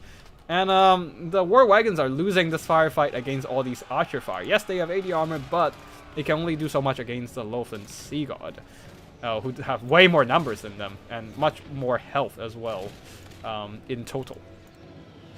These aren't the shielded Loathsome Sea Guard, but yeah, they can still do some. They can still trade very well into the enemy archers. Oh, this is a nice Searing Doom though. A 2-for-1 bombardment onto the enemy archers here, thinning out their numbers, but probably not doing enough damage. Need more Searing Dooms over a longer period of time. One of the war wagons are almost done for, getting focused down to the last bit of HP. Balance of power is still very deadly even for still dead even for both sides. But the war wagons are getting slowly chopped down, and Empire needs to really utilize their mobility advantage here. Do some kiting, cycle charging perhaps, but even then it's rough. What can they do? They can kill off single entities and cavalry and monsters, but not with that much infantry. They can't kill that much shielded infantry. If this was Conquest, chances are High Elves just need to stand on top of the Conquest point, and they would have win this comfortably. Just sitting there taking the shots and firing back at whatever war wagons that tries to get close to them. But right now, things are quite even on balance of power. These war wagons are not going to hang out for long. Oh, a deadly charge onto some unbraced spears though. The Knights of the Black Rose really trying to carry this on their back. Trying to whittle down the rest of these tattered spears while buying more time for the archers to keep firing. Officer Gelt, what are you doing? Stay away from those archers. Overcasting a Searing Doom. I feel like this might not be the best use of magic. I guess it is just Hail Mary. It's just Balthasar Gelt trying to throw in some Hail Mary now. But Searing Doom is definitely better if you just single cast it. It is more concentrated, more accurate, and does more efficient damage with the extra Winds of Magic. But either ways, I guess you just need that burst damage to try to work down the Loven Sea God. Knights of the Black Rose are heavily armored and have really good melee defense, but they're still getting whittled down regardless by the sheer amount of Archer fire in here. Even the Engineer is going into melee at this point. He might want to just back off and use the Mercurial shot to maybe finish off some of the targets with that penetration. That might be a good idea. But yeah, Loven Sea God and some spears getting chased off to the edge of the map is definitely a better news for the High Elves here. But the Knights of the Black Rose also took a lot of damage in the process there. Good news is that the Loven Sea God are slowly running out of ammo. This one's not though. This one still has plenty of ammo to go. Is there any restockability left from the Engineer? Yes, there is. And that means there's more damage output ready for the War Wagons. Slowly shooting and chipping down the spears here. And though the Knights of the Black Rose are sitting there and just taking a bunch of shots to the face, which is not good. They need to make sure that every bit of their HP and unit model are being used to their maximum potential. And that is not exactly the case here. Being shot by archers is definitely not a good thing to happen. Maybe the spears need to be activated. Yeah, spears are getting activated to try and maybe disrupt the Loven Sea God. Searing Dooms are needed in the backline now to perhaps maybe disrupt the enemy Loven Sea Guard a bit and try to thin them out. But archers are just sitting comfortably behind the spears and just firing at the War Wagons, slowly but surely grinding them down. Is there any restock ability coming in? Nice Mercurial shot, but that is the final Mercurial shot killing the spear. And if there's a follow-up charge from any unit, they will be routing, but it seems like they just route on their own. That might bring the spears with them at the same time. But either ways, the spears and archers are holding their ground. Engineer really carrying everything on his back. Oh, 2k worth of damage value. Oh, that's a lot of damage value. And yeah, War Wagons are just kiting them down. Even like this might be a bit of a drag on kiting game, but with the War Wagon firing, this is still within the rules of engagement for still within the rules of engagement for even for land battles. And oh yeah, Balthasar took a huge risk there because he was low on health and he overcast a spell, but didn't overcast. So yeah, he got lucky. But yeah, the Loven Sea Guard are running out of ammo now, but the War Wagons are still pretty much holding on with pretty good ammo levels, thanks to the restockability. But yeah, the War Wagons just needs to waste a few more volleys from the Loven Sea Guard and they will be fine to just sit back and shoot. But can they survive the last few volleys of Loven Sea Guard? We shall see here. Balance of power is not in favor of the High Elves at all, due to them being all tattered infantry. But if the Empire army just goes into melee against them, they will no doubt lose this battle, due to everything here being anti-large spears with charge negation. But it's hard to say if the Engineer just keep restocking those War Wagons with additional ammo. Bob is up for Empire. Oh my god. Yeah, balance of power is always drunk, you know. Like, if this is just a melee fight, then yeah. The High Elves will win, no doubt, in a battle of attrition. But the restocking ability. Remember, ammo does count into the balance of power. So the Loven Sea Guard using up all their balance of power are getting treated a bit harsh in terms of the balance of power. Yeah, the Elves have no choice but to sally forth with their troops, trying to chase the enemy into a melee engagement. Yeah, there's still one more restock ability to shoot them down, to shoot down their troops. This is not great. Yeah, there's still some 18 shots left on the War Wagons. These, weird enough, the shots here aren't actually I don't think these are volleys they have remaining. Oh wait, they might be volleys they have remaining. I'm not sure. They might be shots they have remaining on the whole. Oh. It's funny army loss kicks in. It's gonna be funny, but I think it will be worth a rematch. But yeah, I think the game is crashing. Okay, there's a lag spike here for whatever reason.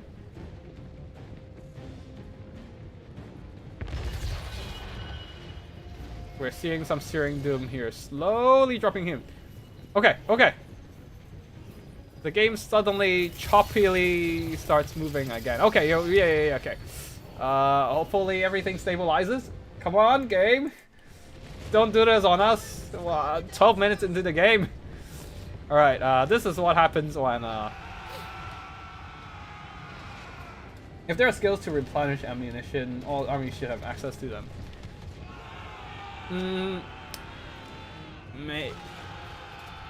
Maybe? I wouldn't completely agree with that.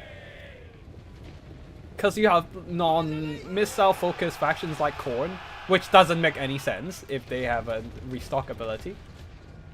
But then I feel like High Elves would make sense to have that, just to get some extra ammo for the archers and stuff. But yeah, the restock ability mostly exists on Vampire Fleet Admiral captains and oh wait, no, they only exist on the gun crabs, the gunsmith thingy. Gunnery white, yeah. And it doesn't exist on their captains and stuff. Oh no, the High Elves got a bit impatient. All they can do right now is just trying to like get a formation set up and just bear the brunt and wait out the tide of missiles.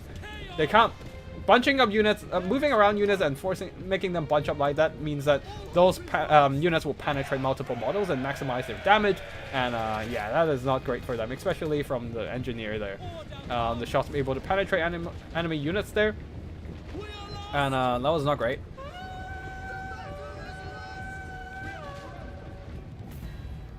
I feel like this might warrant a rematch on a Conquest map. Because if this was on a Conquest map, the Empire army could not have kited like that. They would have been forced to contend with the Conquest point. Like, even if they can wait a bit with the Conquest, they still have to forgot to set it to Conquest. Yeah, that is a problem there.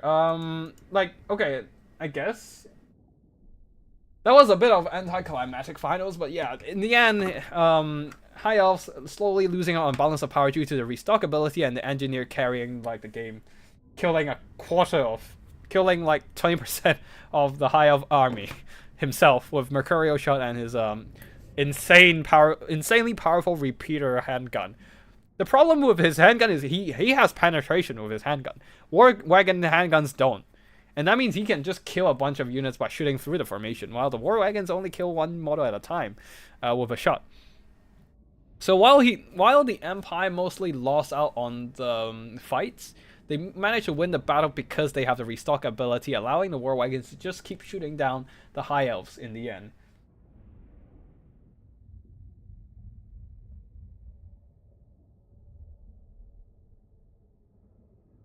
But yeah, it is still a win regardless, and it is still within the rules of engagement of land battle. So I wouldn't necessarily contend with the outcome of this battle.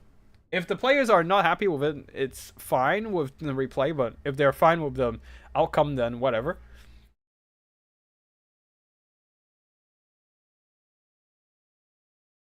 Looks like the players are fine with it, so it's fine.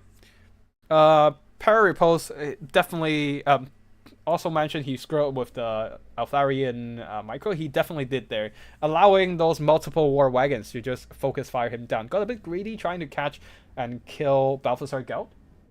Let's for first plays, you have lobby up. Alright, give me a second. I'll go through the army performances and then I'll jump over.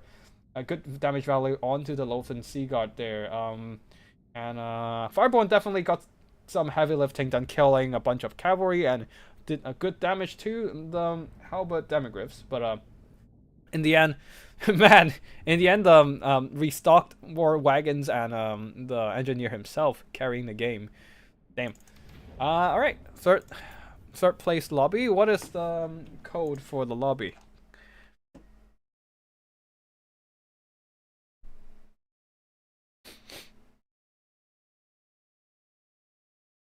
Looks like, okay, found a code. Let me just quickly join and also screen blocker. There we go. Alright, Levis, Dark Elves versus Unlucky Spotify's Khorne. We shall see what happens here. Alright, Khorne is going in and Dark Elves are also ready with 0 gold left. Oh boy. A perfect army.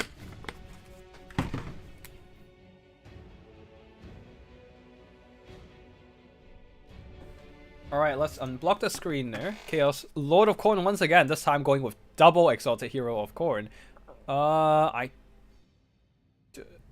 Did both of them bring their potion?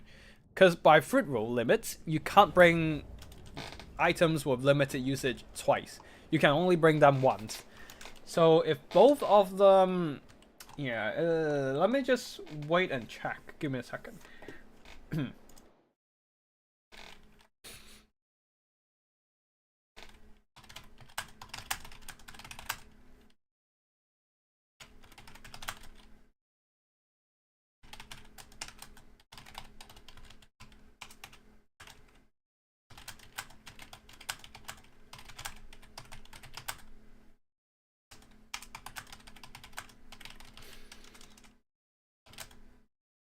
Alright, he did not bring that, so that was fine. Cool. Yeah, I couldn't see the unit limit, so I was just worried about that for a second. Perfect. Okay, yeah, one on chariot without the potion of toughness, one on horse with potion of toughness. Here's a lot of Khorne there, a front line of only Marauders of Khorne with dual weapons and some Minotaurs, while on the Knights of the Brazen Throne. Spicy. Really good for killing infantry, just plowing through enemy formations, but... Ooh. The other side is kiting again. Oh no! Oh no. Oh no. Khorne is gonna get kited again.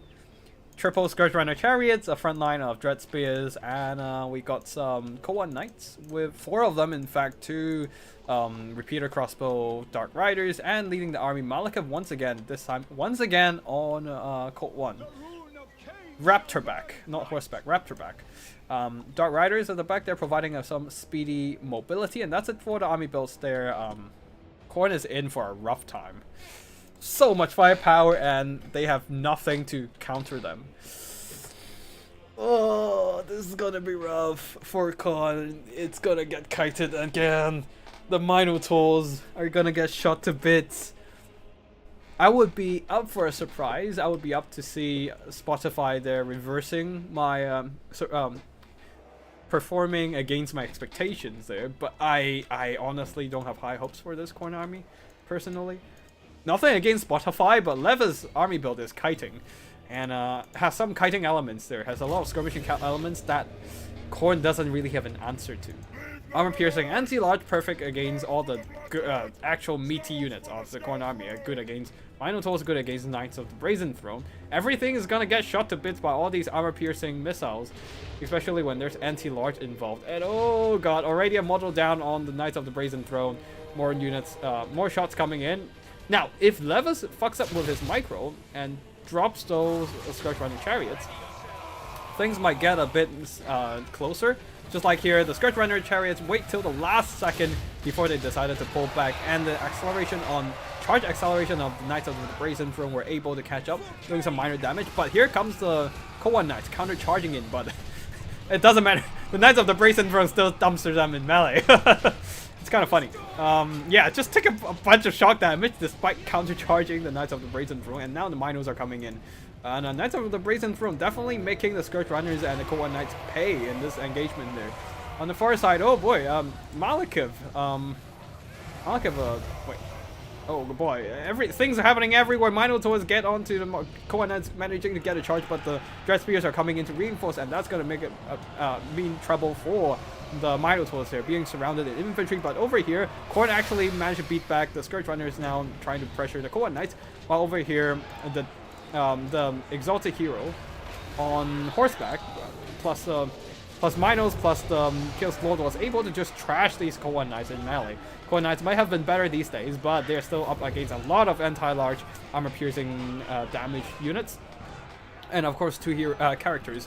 And over here, Dread Spears were doing some really good damage against the Minos, but then the Marauders of Khorne came in with their dual weapons, slicing and dicing those poor Dread Spears with their anti-infantry bonus, and overall, the Marauder infantry front line is winning for Khorne. And yeah, this I'm definitely surprised by Spotify right now.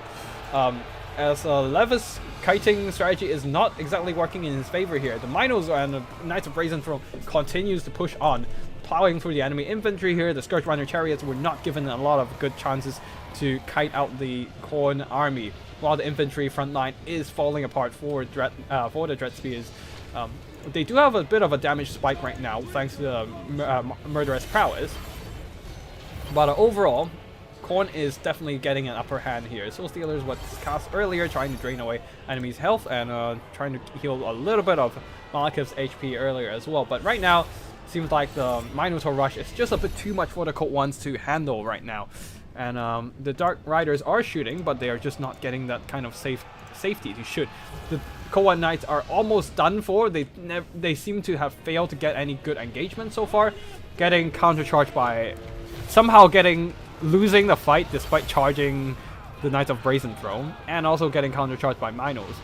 And without the protection of the Khorne Knights, the Dark Riders and Scourge Runner Chariots were not able to kite safely. I think this might just be a Khorne victory. I'm surprised, like, the Khorne rush is going really well.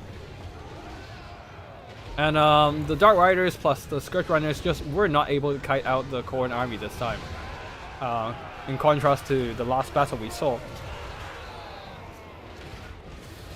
Yeah. There's a couple of Scourge Runner chariots came back and tried to fire at the Minotaurs here, who are definitely taking damage, but I don't know if they're taking enough damage. Oh, the Knights of the Brazen Throne, after doing a lot of heavy lifting, they are going down. They were chasing off. They were trying to smash down some Khorne Knights and whatnot here, but now that it's in the kiting phase now, all that's left for the Dark Elves are some skirmishing units, the double Scourge Runner Chariots, and half a unit of Scourge Runner Chariots, and a very much almost full ammo Dark Riders, meaning that they just never had a good chance to shoot. If they turn around now and just get a volley onto the Exalted Hero of Khorne, that would be huge.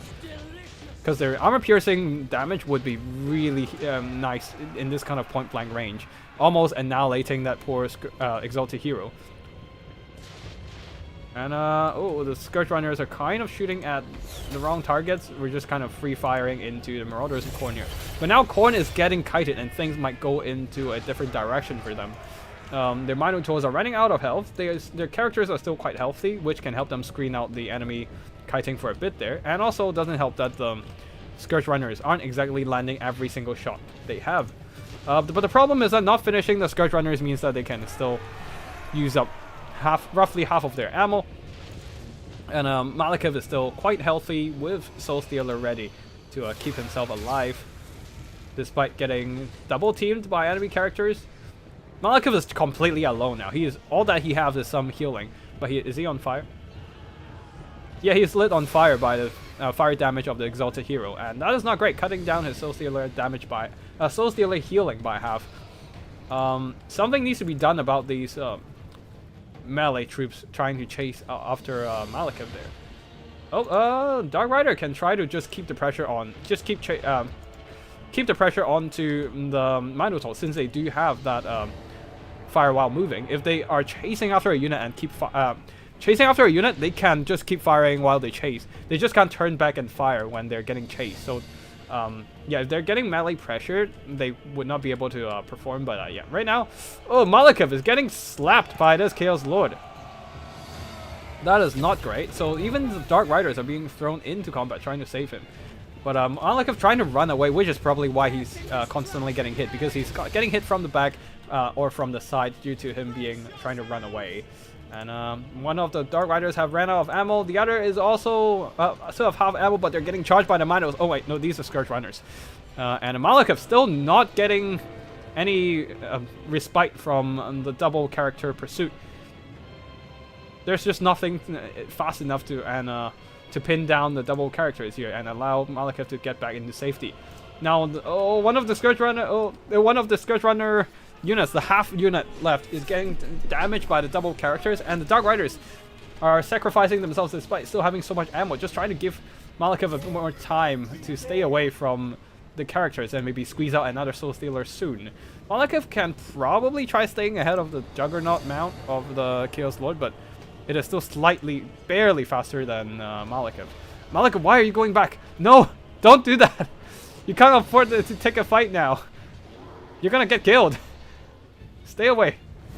And the chariots aren't in a good shape as well. I think that's gonna be GG for Dark Elves. And don't forget about the Khorne army capturing the point on the side. Soul Stealer for Malekith, trying to get some damage done on the Chaos Lord of Khorne, and also get some heals for Malekith. This time he's not on fire, so he can get the full heal. And he's going in trying to fight the Chaos Exalted Hero of Khorne, with chariots coming in from behind trying to support him. I don't know how it's gonna go, but the Dark Riders are not in good shape, being forced to being sacrificed to against the Chaos Lord of Khorne, trying to buy some more time for Malekith to take a fight elsewhere. And Malekith, instead of helping the Dark Riders, decided to go fight the Exalted Hero of Khorne instead, and which is not going well. And the Dark Riders on the other side got caught by the Minos. I think that's going to be army losses soon, as these Dark Riders are going to rout as well. No, they managed barely get away from the Minos regrouping, but they're going to get a second rout and soon going to shatter. And that's going to be army losses because they have... yeah. That is going to be GG here. Khorne somehow managed to beat out the skirmishing elements. Very well played by Spotify there. This time, he has learned his lesson about kiting, managed to put on the pressure against the kiting units very well. Especially the Knights of the Brazen Throne. I think the charge acceleration, the additional charge acceleration, making it super fast and super impactful on the charge, really helps them to catch up to the Scourge Runner chariots and start putting that pressure onto the Scourge Runners, onto the Dark Riders, and that kind of messed up the tempo of the Dark Elves a bit, forced to counteract with the Khorne Knights, which somehow lost against the Knights of the Brazen Throne on the charge. Like, they got the charge on the Brazen Throne. The Brazen Throne Knights did not get a charge on the Cold ones, and somehow they still lost that fight. I don't know what happened there, but yeah, obviously that did not go well for the Dark Elves there. And on the flanks as well, the Khorne Knights didn't get a good charge against the Minotaurs as well. Levis simply, I think he might have panicked and just not able to respond to the Minotaur and Knights of the Brazen Throne pressure and the triple Chaos character pressure properly, and that led to most of the Scourge Runner chariot ammo kind of wasted. They still managed to dish out some solid damage, but the Dark Riders didn't do enough to bring the game back, especially the Khorne Knights somehow underperformed severely this time. And yeah, that is going to be GG here. Very well played to everyone. Hope you all enjoyed the tournament. His other unit was body blocking. Oh. That was that was why they charged, but they charged from behind the Dark Riders with repeater crossbow. Yeah, you're right. And most of the charge they did was kind of bumped into their own units instead of crashing into the Knights of the Brazen Throne. And in a normal melee fight, Knights of the Brazen Throne has better melee stats than the Khorne Knights. Though the Khorne Knights still have anti-large, but I think that is probably why they lost that fight. Yeah, that was probably why. Alright, that is gonna be it for the live streaming casting section. We are gonna move on to the rest of the replays here. I still have the 4th round to go through, and also let's see, 4th round, and also one more replay from the... Okay, let me just copy and paste those replays. And one more replay from the 3rd round of the tourney as well. We have quite a few games today. It's pretty fun. Alright, Conquest, Dark Elves versus Empire. And we are seeing a Master Engineer on the field with their hand grenade launchers.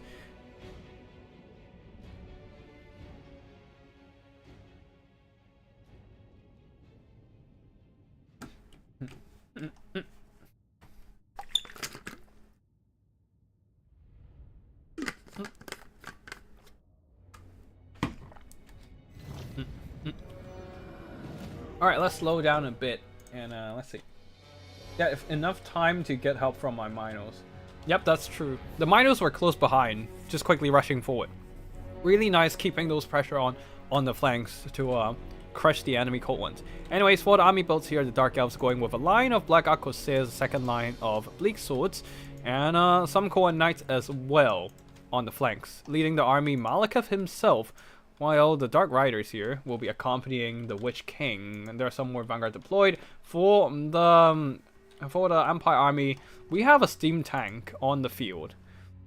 Master Engineer on his steam tank I mixed up, and they are not with a grenade launcher this time. Well, they still have a grenade launcher in their hands, but the main weapon is the steam and the cannons of the steam tank. A front line of swordsmen, second line of spears, and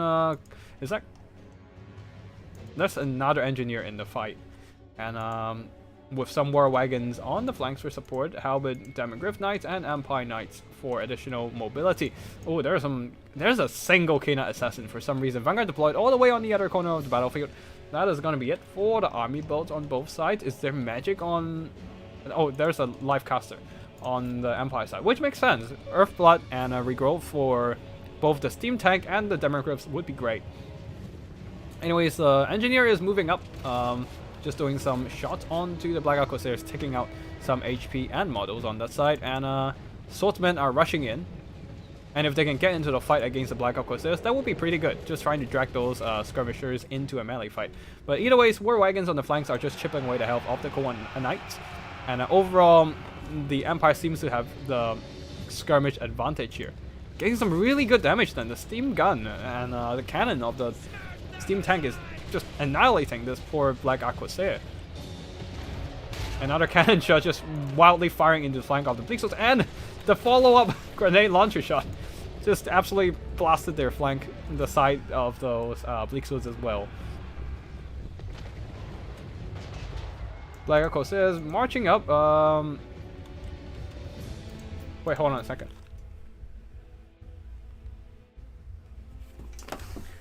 Sorry, got something I need to handle. Come back in like 30 seconds.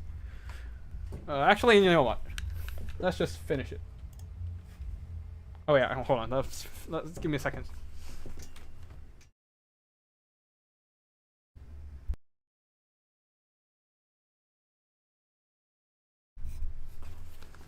Okay, let's go. Alright, for the Dark Elf, for the Dark Elves, they're just kiting back with the Black Arquebusiers, but one of the Black Arquebusiers are taking substantial damage thanks to the steam cannon and all that. But at the back line, the Dark Riders and Cold One Knights were able to just flank around and caught one of the war wagons by surprise. The Halberdiers are moving up trying to protect them and save them, but it's too little too late. War wagons have been routed, and Cold One Knights and are just trying to avoid engagement against the Empire Knights and Demogryphs. But I feel like it would be better if they just counter-charge instead of trying to run away, because Khorne Knights have very slow speed. It's slower than Empire Knights, 74 versus 66. So they will get caught eventually by Empire Knights. Might as well just take the fight and try to dish out some damage before they get overwhelmed and chased down. Now finally, a Soul Stealer onto 3 whole units, and on top of the Khorne Knights charging in, trying to reverse this engagement in their favor now that they have dealt with the war wagons. Dark Riders also catching up, and though the swordsmen are trying to push up, getting kited though, and they probably are gonna get finished off by if the Bleak Swords turn around and Black Arquebusiers shooting at them at the back.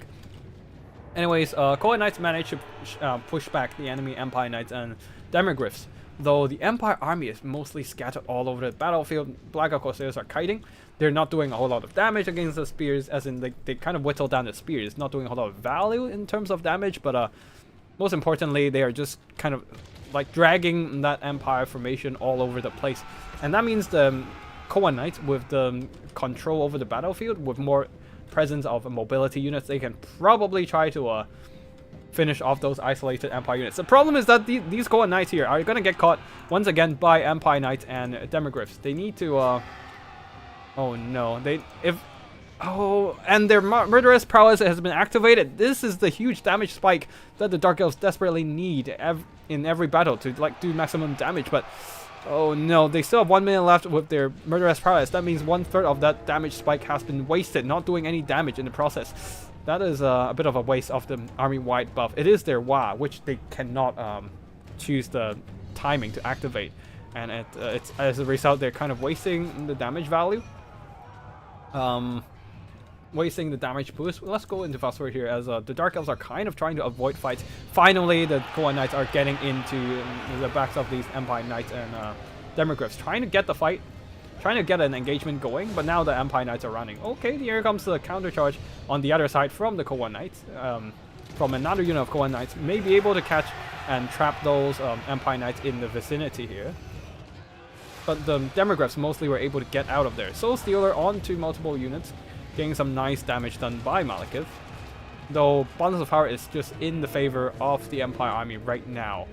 And on the top of that, the Murderous Paralysis has worn off for the Dark Elves. They no longer get that massive damage boost of 25% melee attack and charge bonus and 20% more of weapon damage. They got the Vigor Refresh, which is nice and all, but yeah, that is unfortunate. Still, they managed to trap down most 2 units of Empire Knights, getting some really good damage done, perhaps maybe able to rout them off as well. Demogryph's also taking more and more damage. And Malekith got his eyes on this Jade Wizard on foot and will be able to snipe out that healing unit. Though an Earthblood has been though not before he casting one last healing spell. Wait, I swear I saw like a regrowth earlier. What, did he just cast a regular one? Anyways, looks like some friendly fire onto the Jade Wizard. I'm gonna kill my wizard myself, and I won't let you kill him. But yeah, looks like losing all the looks like Empire has lost all the cavalry. Now, oh no, the steam tank is all alone in this case. This is bad. The anti-large armor-piercing Khorne cavalry can surround it and just beat it down with nothing to save him, especially now that the health caster is gone. And all the infantry, the cavalry are dead, and the infantry are all the way on the other side of the map. War wagons are also getting forgotten by the Empire player. Okay, this is rough. Here comes the bombardment. Oh, the pigeon bomb. Getting some good damage done onto the blob here. It's not bad. Terrifying some bleak swords as well with the presence of the terrifying steam tank.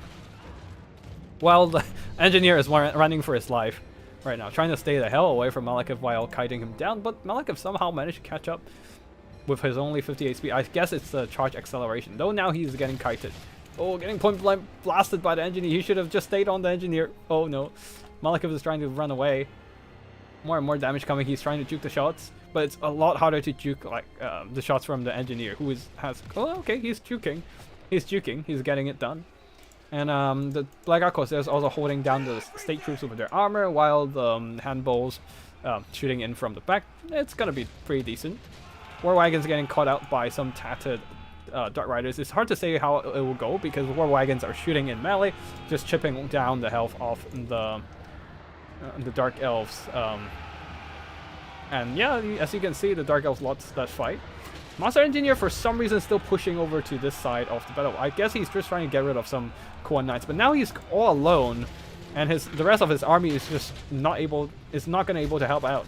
There's no healing. He's gonna get Soul Stealers. I guess he is unbreakable, so he don't have to worry about getting routed off the map. But Malekith is here. Khorne Knights are around him.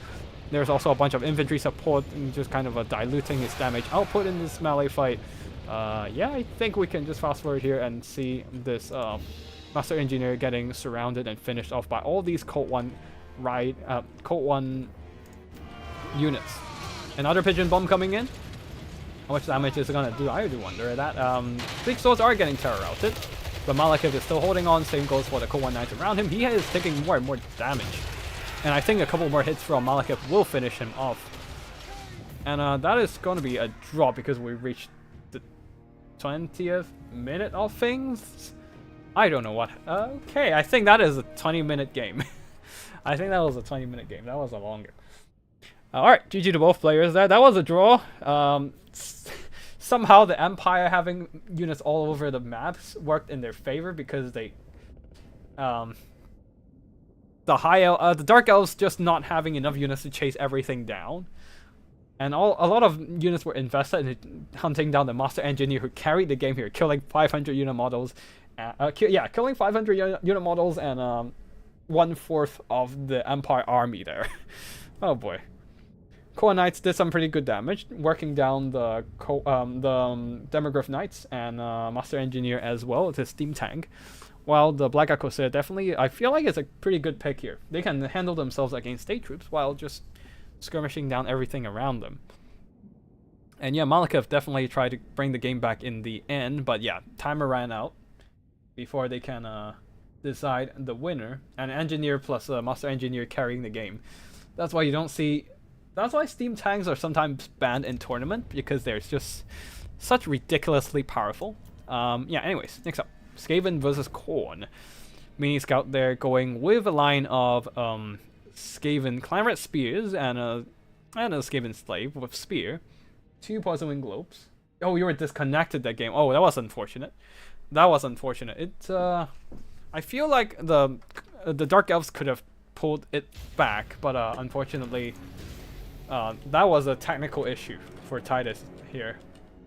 Which was pretty unfortunate, but I think it almost happened in the third place deciding battle there.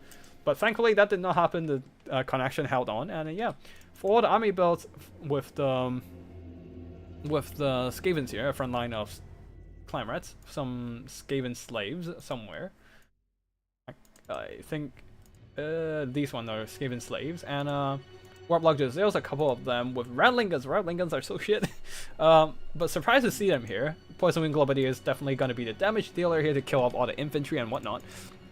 Rat Ogres and Doom Flayers on the flanks for leadership as well. Grazier of Plague with Vermintide, Dreaded 13th Summon for the explosion as well. Scorch and Unholy Clamor for the Khorne Army Murder Horsemen with throwing axes scattered across the battlefield. A line of Chaos Warriors. A big mistake on taking these against Skavens. Poison and Glows would just clear them out so fast. Like, their armor means nothing against Poison Wind, very unfortunately. Minotaurs of Khorne, 3 of them in fact, and a Skull Taker leading the army on his Khorne bike. I already can foresee the future of these Chaos Warriors getting absolutely blasted by the Poison Wind Globes. Alright, let's do some fast forward here as we see some skirmishing going on. As the Minotaur... Alright, Minotaurs are moving up, but the Murder Horsemen decided to just YOLO themselves into those Red Ogres, routing them extremely early in the game, getting that charge. And yeah, they are Khorne Horsemen after all. They are still a Khorne unit and can do some pretty good damage in melee. 31 melee attack, though Minotaurs are getting blasted by both Jezzails and Rattling Guns, mostly by Jezzails, and Chaos Warriors getting deleted by those Poison Wind Globes immediately. Oh, the Minotaurs couldn't even get into melee. The Jezzails are too much here. I would probably bring just Chaos Spawns instead of Minotaurs. You don't really need the anti-large in this fight. Like, the only threatening large targets are Red Ogres and Grazier, and they are vulnerable to... Like, Red Ogres are vulnerable to Chaos Spawn anyways. Anyways, the Poison Wind Globes continues to fire, just deleting those Chaos Warriors, already down to half health, despite only fighting a bunch of Clanrats and whatnot. And yeah, that was it's a mess in the front line. But most of the weapons teams are still online. One of the Poison Winds are routing off, but they can return and keep throwing their Poison Wind Globes. And there is a Dreaded 13th coming in, or is this a Scorch? It is a Dreaded 13th, blasting the backs of these Chaos Warriors with that explosion, and now there's an armor-piercing Skaven elite in the backs of these Chaos Warriors. Oh, there's a Mutant Rat Ogre in the fight that I did not take account of, and it is chopping down those Minotaurs. Minotaurs normally would win against the Mutant Rat Ogre, but unfortunately the Minotaurs were a bit distracted by the Clanrats around them, and the Mutant Rat Ogre can concentrate beating down those Minos with its armor-piercing weapons. And Skull Taker is in the flank there, just trying to roll through some Skavens, but here comes the Mutant Rat Ogre, and the Rattling Guns are also recuperating, now trying to blast down some Minos, doing some damage overall, but not a lot, and now they're getting shut down once again. Clanrat Spears, these are the regular ones. They have been held in reserve for the whole time. Now trying to save those Warplock Jezzails at the back, although unfortunately the Poison Wind Globes are being dealt with. Their range are a bit short, so that makes them quite vulnerable to melee incursions into a Skaven box. And now they're being chased down. But overall, Skavens are holding a lead in balance of power. They have more troops left on the field. A lot of Clan Rats. I think this is Summon, yep. Storm Vermin is disappearing, so that will bring back the balance of power a bit, but overall a lot of Clamor is still intact. Doom Flayers, these are still haven't lost a single model, and they're catching the capture point. They are capturing the flag right now, and so yeah, overall unfortunately all the Mind tools are gone on the Khorne side. And their infantry also took a lot of damage against the Doom Flayers, against the Poison Wind Globes, against a lot of the combat attrition there, but mostly against the Poison Winds, really. And yeah, that is going to be GG there. The Storm Vermin's Storm Vermin summon, a surprisingly low damage value there, but definitely I feel like the Storm Vermin definitely played a pretty good big role in working down the Chaos Warriors, especially with the Dreaded 13 summon. Is that another Dreaded 13? At this point, this mini scout was like, okay, there's no more infantry for me to drop that Dreaded 13 spell on. Might as well just drop it on to Skull Ticker and bring him down with those halberds. And yeah, Skull Ticker is starting to take damage from those halberd attacks. And yeah, we can fast forward on this one as well, since we are in the cleanup phase. Skull Ticker is just refusing to back down, and the warriors are routed though, so Skull Ticker is just gonna fade to army losses. Wait, no, they have put in the Relentless Rage. What is it called? Relentless Rage? Anyways, basically turning a unit unkillable with the army ability. Let's just quickly jump back in again. I just want to see what happened to the warrior frontline other than the Poison Wind Globes and the Dreaded 13. So I went for a build versus Monk's build scout. He went for my build to kill my flying big monster build I bring to take out box. And I bring Minos because Doom Flayers can solo my army most the games we play. Okay, that's fair. Because all these light armor infantry will be quite vulnerable to Doom Flayers. That makes sense. That makes sense. But yeah, I feel like what I would bring is just Chaos Spawn, a line of Marauders, and a bunch of 4 whole units of Marauder Horsemen. I'll probably do that because Marauder Horsemen can shoot and they can also charge in as melee and chase down routed troops too. So they are quite versatile. And yeah, that is true. Doom Flayers are just mulching through all those Chaos Warriors with not much issues, thanks to their armor-piercing anti-infantry. That's fair. So the Doom Flayers carrying instead of the Poison Wind Globes. But yeah, to be fair, there's only one layer of Skavens to absorb the enemy attack, so it is not exactly a thick wall for the box. Where in the corner, I was gonna try kill his lord before it ended. Ah, rip. That did not work. The Plague Bell just had too much HP, I suppose. Anyways, next up we have Levis Dark Elves versus High Elves, a grudge match for sure.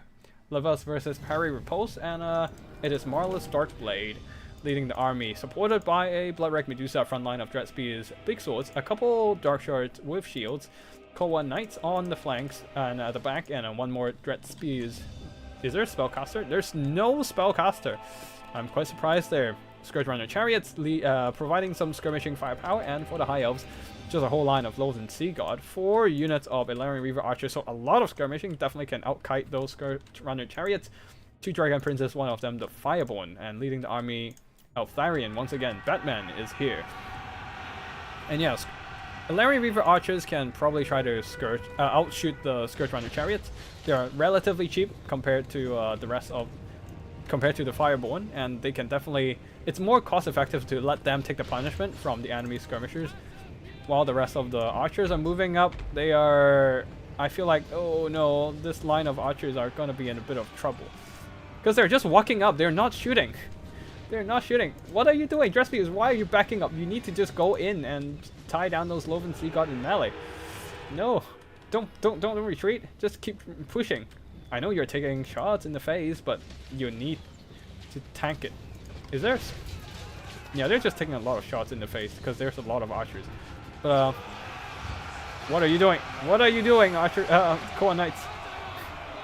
Get a rear charge, not a frontal charge. Oh, okay, never mind. 5-1 are there, so they don't really want to take those on, I guess. So they're just gonna try to overload the enemy front line. Oh, nice catch from Levis here. catching those expensive Heralds of the Wind with the Khorne Knights. But here comes the Illyrian Reavers and Dragon Prince's countercharge, and the Khorne Knights are in a bit of a trouble getting overwhelmed by the enemies. But here comes more Khorne Knights to support, so maybe they will be fine. Oh, there are some Dark Shards that they're just shooting at Eltharion here.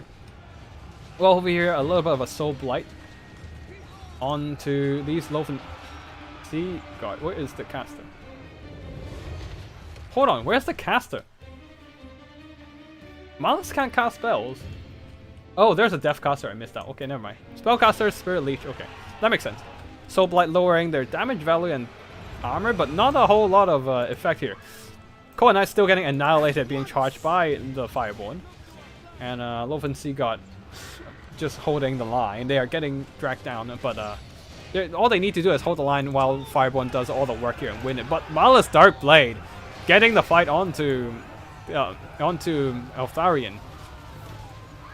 Definitely getting the win here with Spirit Leech draining away the health of Eltharion, but unfortunately was not able to finish him off on the ground. So Eltharion was able to get back into the skies and now starting to heal. He can heal with Apotheosis later and yeah, the heal is coming in. Now the Fireborn are surrounding Malice Dark Blade. But that does open them up to the Scourge Runner shooting at them from behind. I feel like it's too early for the transformation for Zarkan. He probably could have waited a bit, let Malice to take a little bit more damage. And also let the Dark Shards do a bit more damage and the Scourge Runners do a bit more damage to the Fireborn before transforming. Because now the Fireborn are forced to respond to the Dark Shards, kill them in a single charge, but then they themselves took a lot of damage in the process. Now the rest of the Dark Elves are also winning. The second unit of Khorne Knights charging into the Dragon Princes and Illyrian Reavers were able to reverse that fight for the Khorne Knights that got charged and overwhelmed, and now they're coming back to help out against the Fireborn, who are now trying to charge down a second unit of Dark Shards. Now that they have used up their charge, they are going to get charged instead by the Khorne Knights and Zarkan from behind. Absolutely annihilated on this single charge, and that is probably going to be the end of the Fireborn. That leaves only Eltharion and the Illyrian Reavers at the back there. Eltharion managed to kill off the Bloodwreck Medusa, but I don't see much hope for it to for him to win out this fight, as Loafen Sea God is slowly getting dragged down by the enemy units. Balance of power is against them, and that's going to be army losses. Yeah, I feel like the Loafen Sea God only front line is might have shot themselves in the foot there. All the Loafen Sea God were quickly dragged into melee, can't really shoot. With all the Dread Spears and Dark Shards. With all the Dread Spears and Bleak Swords in their face. And on the flank, splitting up those Fireborn is not always a bad idea, but that allows the one of the Dragon Princes to be overwhelmed by 2 units of Khorne Knights. And that is not great even with the Illyrian Reavers helping out the Dragon Princes, since they don't do armor piercing themselves. While Fireborn did a lot of damage against the Khorne Cavalry, got a lot of damage done and whatnot, but they themselves are targeted by a bunch of armor-piercing firepower, the Scourge Runner chariots, and Malice Dark Blade himself is also armor-piercing, and yeah, not a lot of damage from the Bloodwreck Medusa, but the Dark Shards did okay throughout the battle. And the Khorne Knights too. If they can get, one of them got a charge on the Heralds of the Wind as well, so that was great. These ones got charged by the Fireborn, so not a whole lot of damage, but yeah. These two managed to beat back the Dragon Princes, Illyrian Reavers, and dealt with the Heralds as well, getting some really solid damage overall. And yeah, that is going to be GG for this one here. And Eltharion this time, unfortunately, we need to rewatch that bit to see how Eltharion got slaughtered by Malice. Malice only casts Possession. I feel, yeah, he can only cast that ability, but it's fine. I would say it's fine. If you just wait out a bit before you transform into Zarkan, because Malice will probably survive for another 10-20 seconds in there.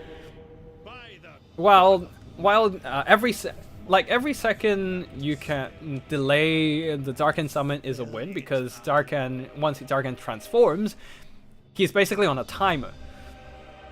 Like, the later you transform Zarkan, the longer he has to stay on the battlefield, until he eventually kills himself with the self-inflicted damage.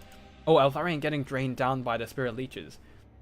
And dark shards are nearby to shoot him as well. Okay, oh, he tries to jump down on the dark shards, but that opens him up to dark shards, the other dark shard and scourge runners, and Malice just keeps sticking to him and drain him down with spirit leeches. That was quite rough. Feel like that was a similar mistake that Power Post did against the Empire army there, throwing him into a crossfire situation that he's just gonna suffer a ton of damage for. Now, one last battle for the day. Vampire Counts got from Gordon Ramsay versus Titus Empire. Once again, Titus going with a Master Engineer. I suppose that's another Steam Tank build with another Engineer supporting as a bit of a kiting firepower for the Vampire Counts. Okay, we have shit, forgot his name. Manfred, the dick. Manfred, the asshole here. Front line of zombies and great weapon grave gods with some anti-infantry armor piercing, which I'm not sure what it's for. Because if you bring the regular grave gods, they already have anti-infantry bonus and it's already good against state troops. Great weapons are only adding armor piercing to the fray, and there's not a lot of armor piercing infantry for the Empire to deal with. And for the Master Engineer, like for Steam Tanks and stuff, you want like other specific anti-armor units instead of the anti-armor infantry, which Steam Tank would excel against. For the rest of the Vampire Counts army, 4 Vargeist flying around and a single Crypt Horror plus a Corpse God. A White King on the floor getting blasted to smithereens by the Luminarch of Hish. I think that's a regular Luminarch? No, Temple of Luminarch. And Manfred leading the army with a Raise Dead and Invocation of the Heck. On the other side, for the wait, hold on. Manfred doesn't have his sword for extra magic regeneration. That is, I feel like that. Wait, no, there is it. There it is. Sword of Unholy Power, giving him extra recharge and reserves as long and recharges in melee. A really nice ability to cast more spells. Now for the Empire army, a front line of spears and a second line of more spears. Yeah. Oh, there's some swords in here, but yeah, once again, you can't bring more than 5 units of spears, even if they are shielded and unshielded, because they're counted as the same unit in the Fruit Rules limitations. So something to be aware of next time you play Empire. Now for the, or any army with shielded and unshielded spears. Engineer over here with War Wagons and Demogryph Knights and Jade Wizard. Oh, the White King is already almost dead. I feel like it's not worth it to heal him with Invocation at this point. He's just gonna get sniped by the Luminarch anyways, which punches through a bunch of Grave Gods and still manage to get him in the end. That is quite funny.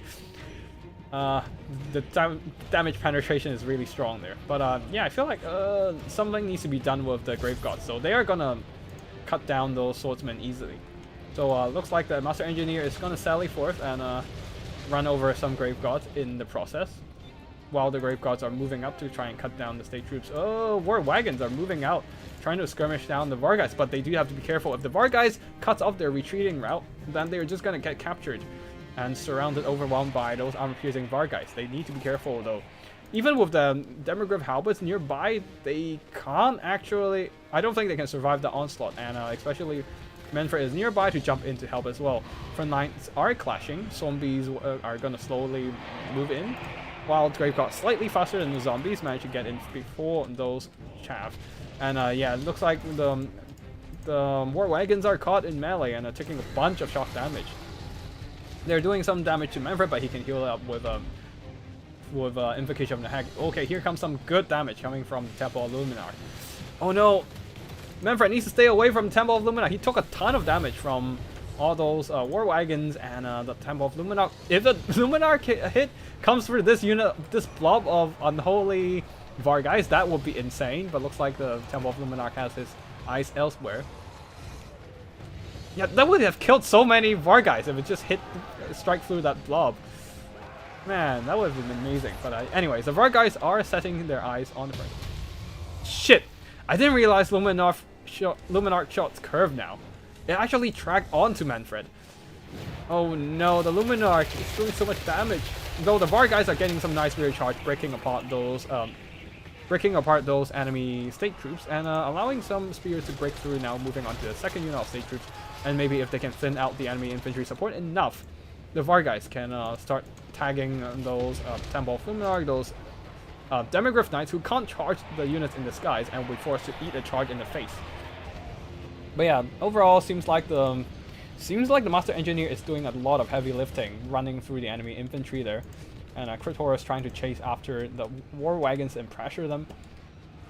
But yeah, let's wait and see what happens here. Crypt Horror is jumping in and try to hit up those war wagons, and they manage to catch it a little bit slow to respawn from the war wagon here, allowing the slower Crypt Horror to catch the unit. Temple of Luminarch being dragged into melee. It's a bit of a trouble for them now. Wait, hold on.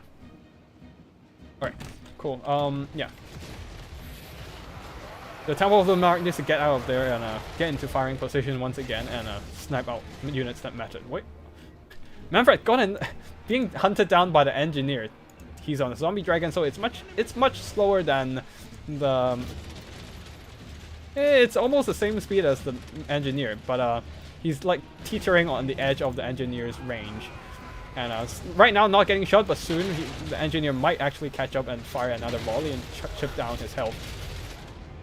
Luminarch continues to shoot, this time unfortunately not penetrating a lot of models on the Varguys, and the Varguys just not getting killed. It's just a whole unholy blob of Varguys flying around, killing whatever isolated Empire units they can see. Another shot from the Luminarch and drop a couple more Varguys. Okay, I guess the models on the Varguys are big enough that the Temple of Luminarch shot couldn't penetrate all of them, unlike when it's shooting at infantry. And also the Varguys just blobbed up on the war wagon and just killed it. Quite funny. It was just away from infantry support, unfortunately, and so Varguys took the opportunity, jumped onto it, and just killed it straight up. Now they're just jumping onto the Master Engineer, trying to give it the same treatment, and Manfred can just turn around and jump in and kill the Engineer as well. We're gonna fast forward a bit here, as the Empire troops are slowly outlasting the zombies and Grave Gods, as the rest of the Varguys are just away from this main fight, unable to support and help out their infantry. Now the Empire troops are fighting with infantry. The undead are not, and they only have air units left, so they need to land and fight.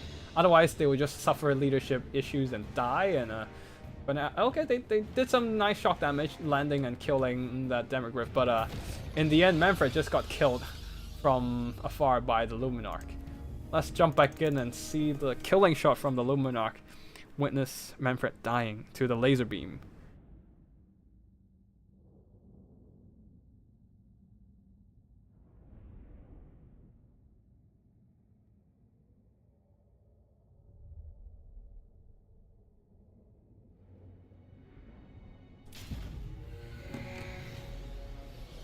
Alright.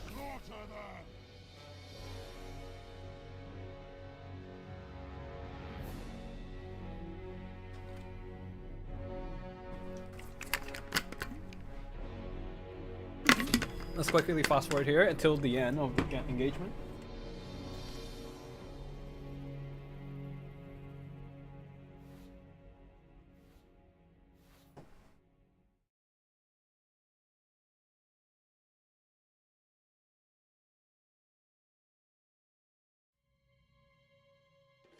And they are pushing through, yeah, the Steam Tank basically have free reign in the infantry department there, because there's not much to counter it from the Vampire Count side right now.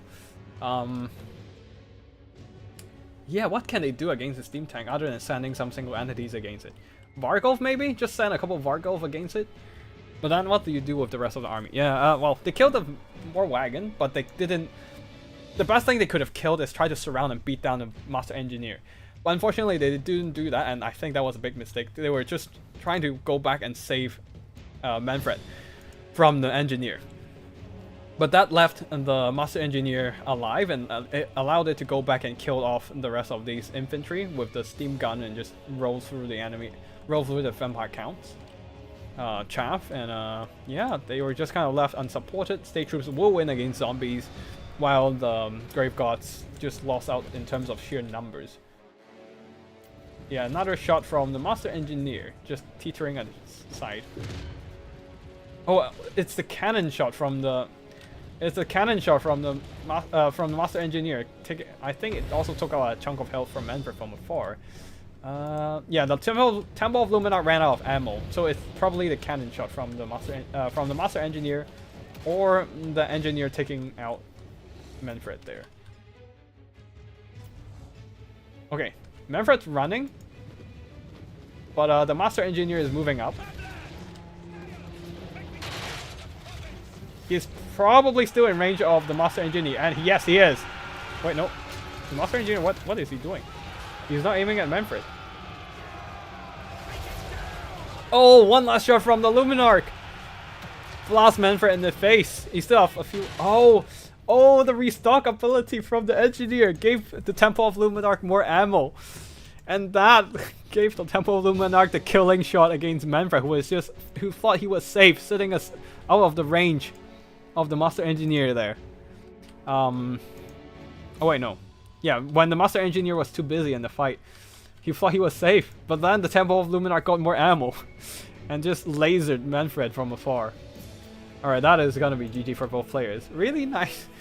Engineer is really good, honestly, with the restock ability, with the kiting potential, with the repeater handgun. MVP of the game, really. Not the most damage throughout the battle is the Temple of Luminark, just shooting out a chunk of health from Manfred throughout the entire game. Killed Manfred probably twice already at this point. And the Master Engineer got some good value as well, but really, the killing shot from the Engineer. Also, just chasing down Manfred with his repeater handgun. A big, giant, scared of a mechanical war horse with a man, with a nerd and a gun on it. With a nerd with a Nerf gun on it. Oh, that is a little bit hilarious there. State troops mostly just holding the line, killing zombies and whatnot, buying time for the cavalry. For the missiles to do all the work here. Even the war wagons got some good damage. Vampire counts, unfortunately, Manfred got countered hard by the laser beam. It's hard to not be countered by a laser beam to the face, honestly, no matter what you are. Crit Horse somehow managed to earn back their value. Vergeist, though, unfortunately, spending a lot of their time flying around, not doing much. So that was not great, as they were just trying to go after the Engineer instead of the Master Engineer. Should have surround and kill the Master Engineer there, but I will. And Brave Gods mostly fighting state troops, not getting much of their HP, of their value back. Also, I feel like one of the Vargas, instead of pulling Manfred away, Manfred and at least one unit of Vargas should have just went all in on the Temple of Luminark, trying to snipe it out. Because he didn't use his breath attacks. He has melee power as a dragon, and a very expensive one too. Is mostly wasted, just trying to run away from the enemy missiles. Might as well just throw him into combat and see if you can take down those missile threats instead of trying to run away from the fight. So that was, I would say, a little bit of a mistake in terms of the micro there. But yeah, I think that is a pretty long cast for today. That is the end for today. Thank you for watching. I hope you all enjoyed this tournament stream, and whether you played in it or watched the stream, hope you had some nice fun over the past 3-4 hours.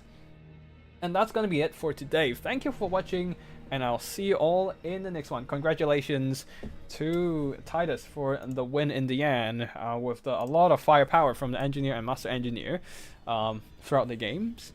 And of course, Balthazar Gout leading the winning battle. And that's going to be it for today. Thank you for watching, and I will see you all in the next one. Tactical Lich signing out.